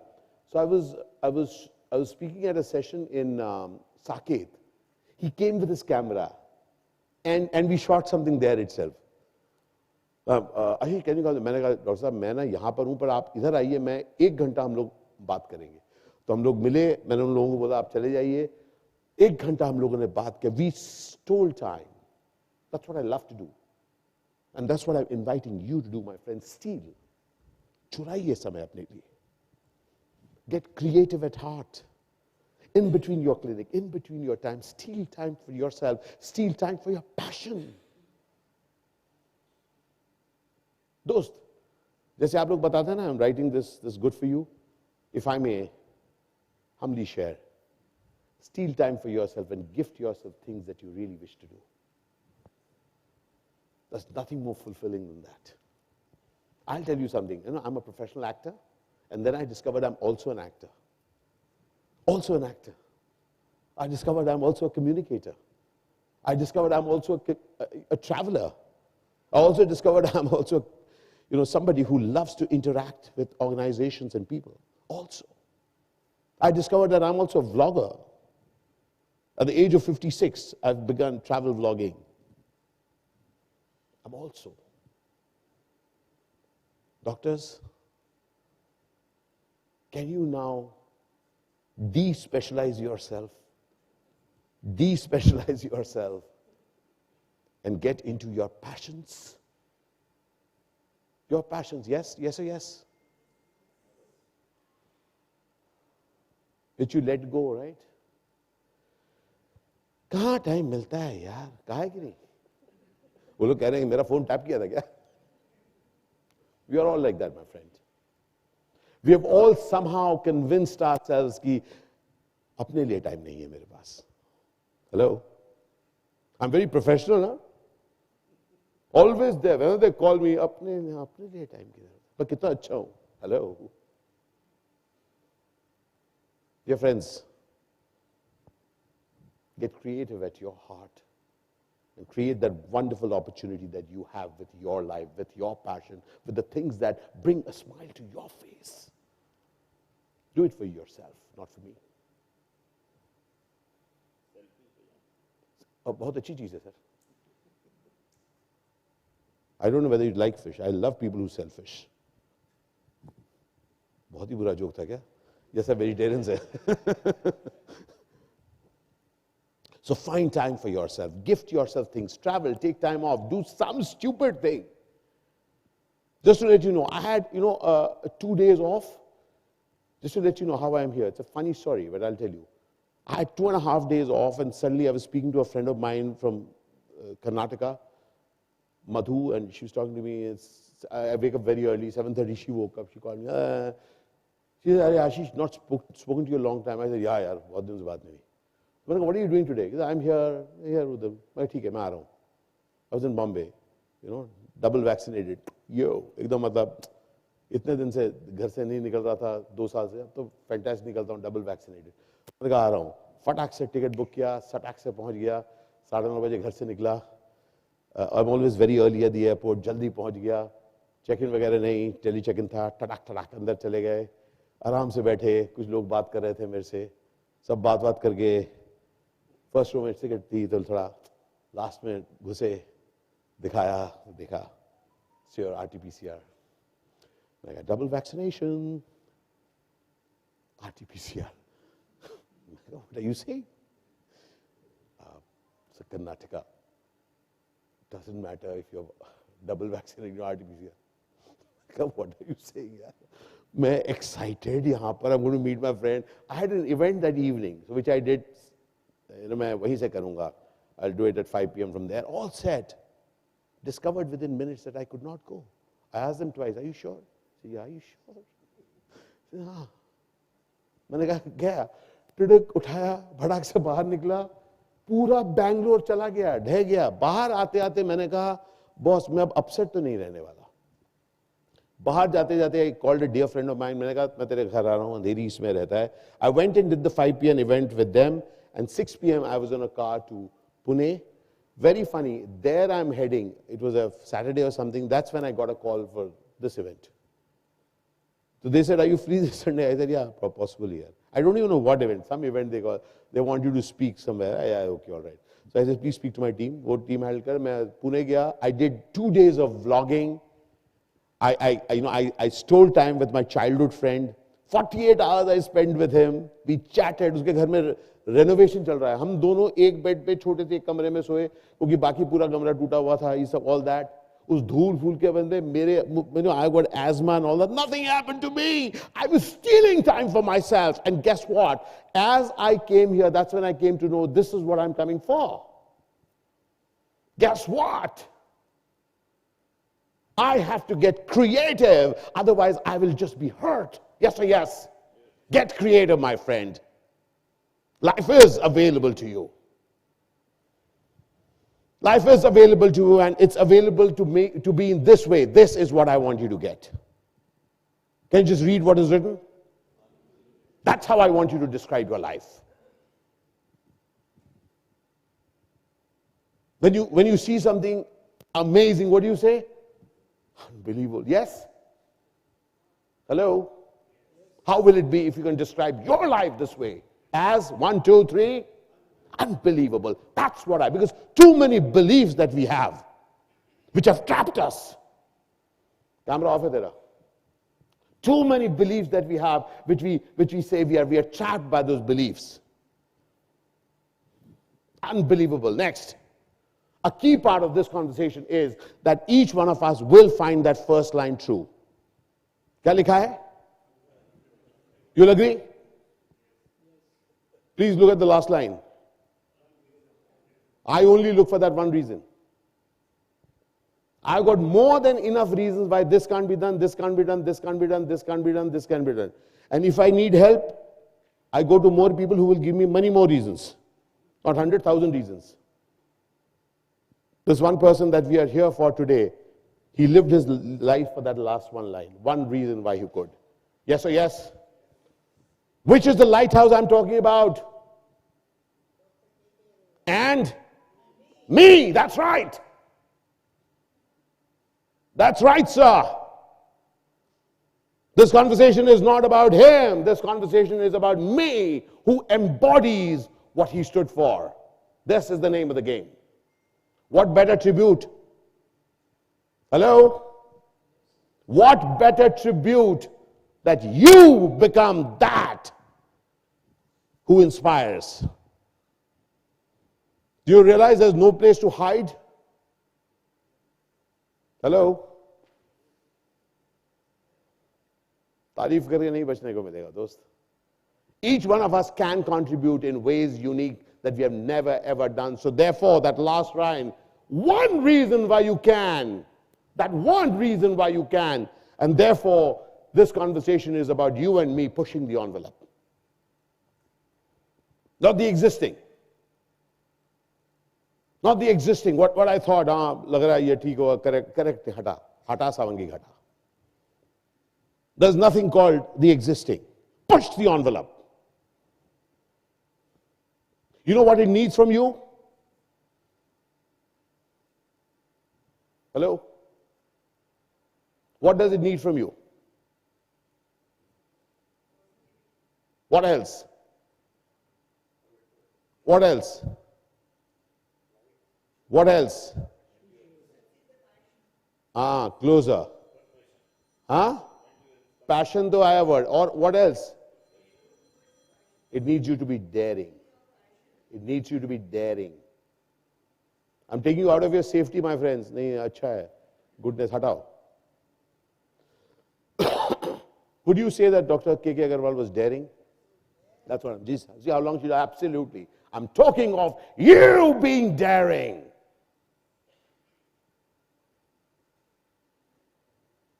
This conversation is, if you're talking of pushing the envelope, I am inviting you to be daring, my friends. Daring, himmat kar. That's where the game is happening. The game of memoriam is not happening here. The game of memoriam is happening where you are pushing your envelope, taking care of yourself and making the difference to the world. That is where the game is happening. Investing in the tribe, please. So pushing the envelope is that each one of us live in an envelope. We are, okay, this much. We have our boundaries. Hata. For me, I'm an actor. So when they called me, by the way, how many references of films have you heard in my talk today? Hello? Thank you so much. So when I first started saying that I want to talk with organizations, they say, yeah, you should come and talk about films. Huh? You're an actor. You talk about films. Huh? Sir, फिल्मों के बात कर रहे हैं sir. वो लोग फिल्में बड़ी अच्छी थी. मैं got it यार. मैं क्या बात कैसा रहेगा मैं अगर जिंदगी के बारे में बात क्योंकि मैं जो हेलो भी कहता हूँ मैं hello the hello is that of an actor. मैं थिएटर करता हूँ, मैं फिल्म करता हूँ, मैं क्रिएटिव हूँ, got it. लेकिन मैंने कुछ सीखा भी है, कुछ पाया भी है. क्या मैं वो शेयर कर सकता हूँ? People may not believe in you, my friend. You have to dare to push the envelope. लोगों पर यकीन में मत देखें. लोगों का काम नहीं है कि आप पर यकीन करें. Do you think that when Dr. K.K. Agarwal started his journey, people would think, go, K.K., go. कमाल कर रहा है, बात यही रास्ता है. Hello? You know, the more alone you are, the more correct you are going, just to let you know. And here is the next line, therefore. Be that extraordinary solo person and invest in a tribe. একলা চলো রে গানা শোনায় किसी ने? যদি তোর ডাক শুনে কেউ না আসে তবে একলা চলো রে. अगर आपके बुलावे पर कोई नहीं आया तब भी अकेले चलो और तब लोग आएंगे. The game is to go solo and then invest in a tribe which is waiting to dare. This is the conversation. You invest in the tribe so that you know that you're not alone. You've got support. There are people with you. आप अकेले नहीं हैं दोस्त. आप जो खास काम कर रहे हैं, you are not alone. There's a whole set of people who are there with you, What you are going through, you're not going through alone. There are others for whom this heart throbs. Remember, each one of us has to live life on these conditions in spite, not because. You don't wait for the right conditions for things to happen. You are creating those conditions right now. Therefore, imagine, had you waited for the right because, people like me would not have been alive. You have gone beyond the call of duty, beyond the call of reason. You are the... Can you just read what's written? 1, 2, 3. I didn't hear you. 1, 2, 3. You are the differentiator. I am the differentiator. The only difference between me and anything else possible is me. You are not waiting for the right conditions for you to go and make a difference. Were you waiting for the right condition? ठीक है sir, आप vaccination दीजिए, फिर हम treat करेंगे. You are the differentiator. What is written here? 1, 2, 3. You are exactly. I am the differentiator. And that's what your game is. Yes or yes? What's written now? Altering life. My friend, these are audacious statements. Yes or yes? Are they audacious or are they safe? How would you call these conversations, these words? I can't hear you. Audacity is the source of who you are. Again, I'm saying, if one word I can put for Dr. K.K. Agarwal is audacity. He had the audacity to do things which many didn't even think were possible.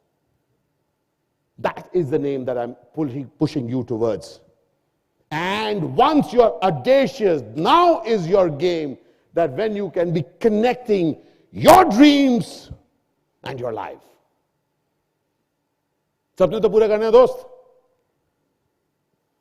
And commitment भी पूरे करने हैं. It's not an either or. It's a game of connecting dreams and life.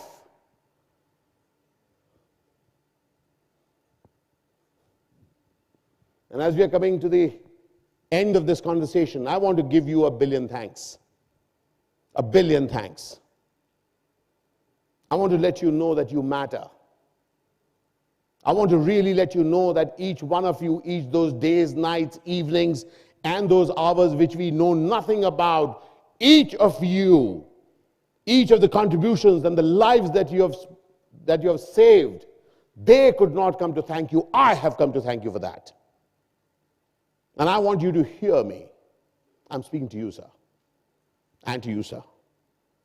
And to you, ma'am. And to you, ma'am. And to you, sir. You have saved lives. And it was your job. And thank you for doing your job amazingly. We sometimes think that I want you to get. Please change it. The moment I point, please change it. I want you to do this for yourself. What's written here? Because बहुत हो गया आपने दूसरों को surprise किया. How about surprising yourself? And you know what I'm talking about? You know things that you really wish to do? Hello? Things that you really wish to do? Yeah, they're there. How will it be if you can surprise yourself? You know, right now when I said surprising myself, I see smiles on faces. Believe in yourself, my friend. Enough of surprising the world. How will it be if you can surprise yourself?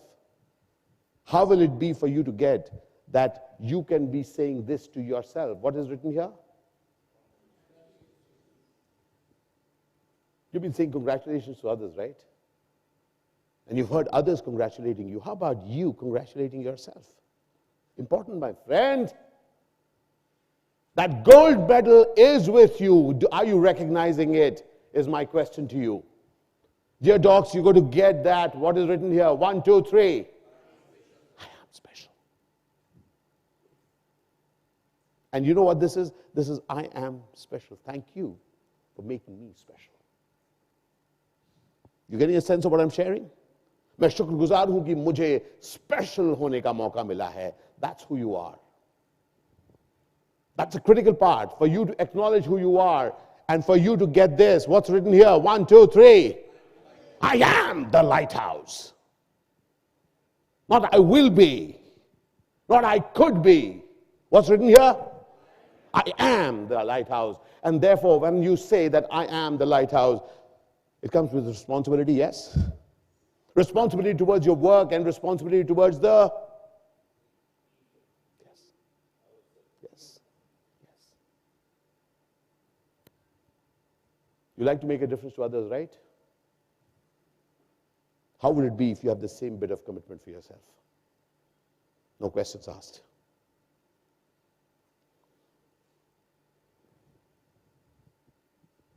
I want to take this opportunity to thank Mr. Lester, Mr. V.S. Joshi. Thank you for creating this environment in which we could remember somebody very, very special.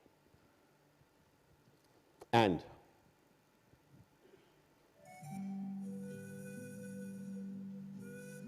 I want to thank Dr. K.K. Agarwal.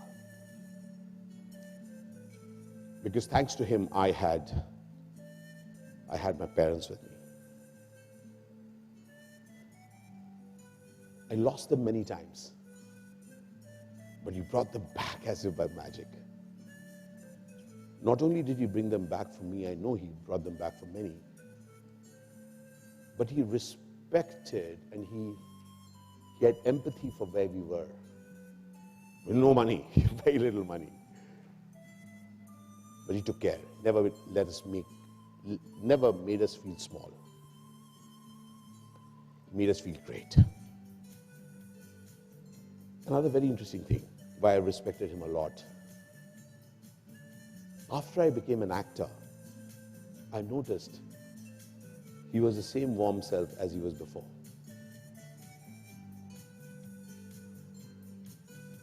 He just talked to me like he would talk to me earlier. Be it at Moolchand or be it in the clinic right opposite, Dr. Chopra's clinic.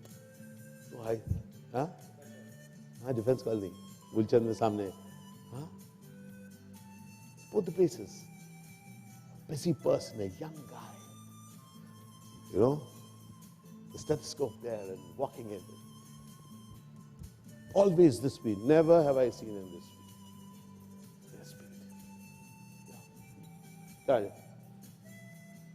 Yeah. When I met you yesterday, I said, I heard him. There was this sharpness. Tick. I want to thank you, Doctor, for the lives that you have touched, for the lives that you have nurtured. And I also want to thank you that today we are here remembering us, each one of us. Ma'am, you're precious. And you're precious. And you are precious. And you are precious. And you are precious. And you are precious. And you are precious. You have to really get that there was a line which he loved. Sachmuch abhi baki hai picture. It's an absolute privilege for me to be here amidst you all, knowing fully well that this story shall continue, because you are the custodians of this legacy of taking care. Namaskar. Thank you.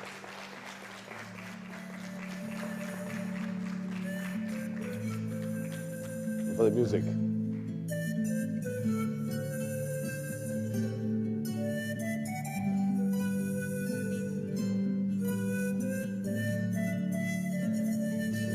Thank you so much.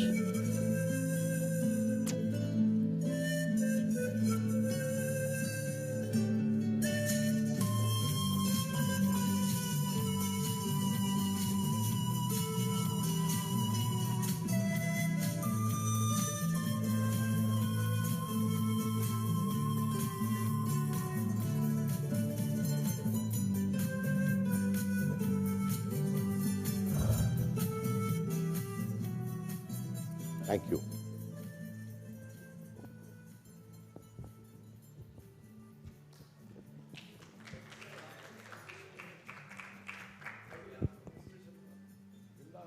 सब होगा. हाँ, एक doctor साहब ने बहुत interesting बात करी है.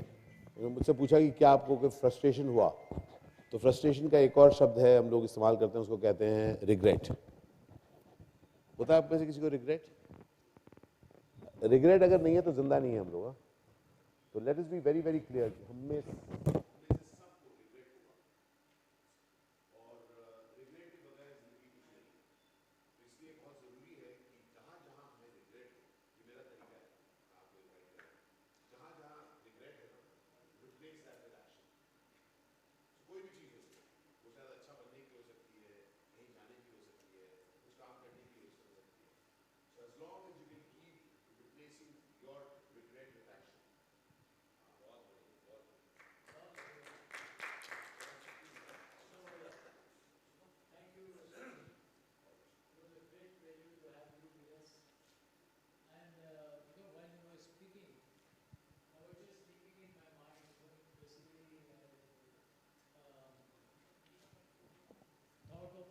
personalities like an onion.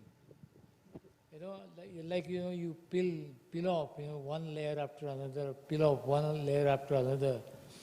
And the new personality, the new fragrance, the new flavor comes out of it. So basically, we, as you rightly said, that we have,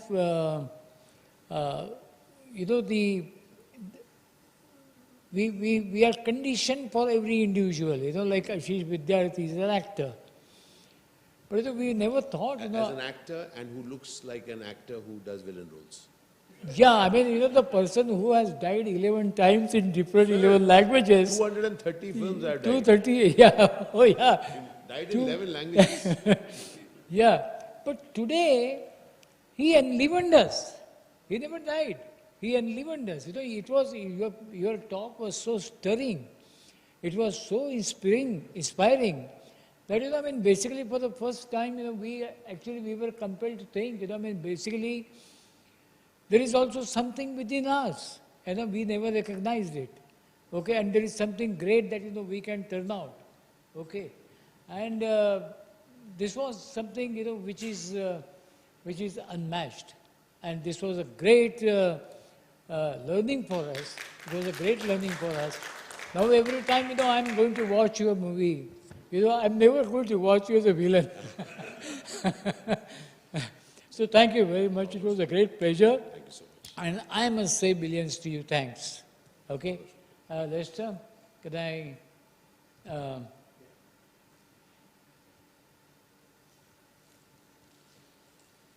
It's a gesture of our gratitude, love and affection for you. DK, if you could basically...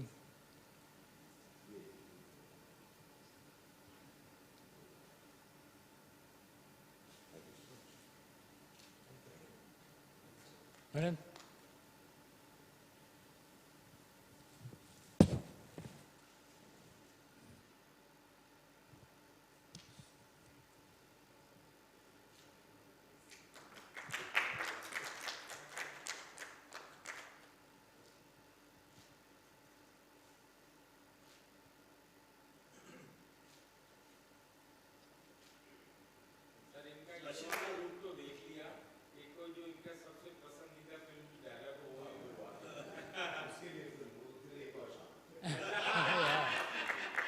We look forward to basically having you on more occasions. Thank you so much. Thank you, ma'am.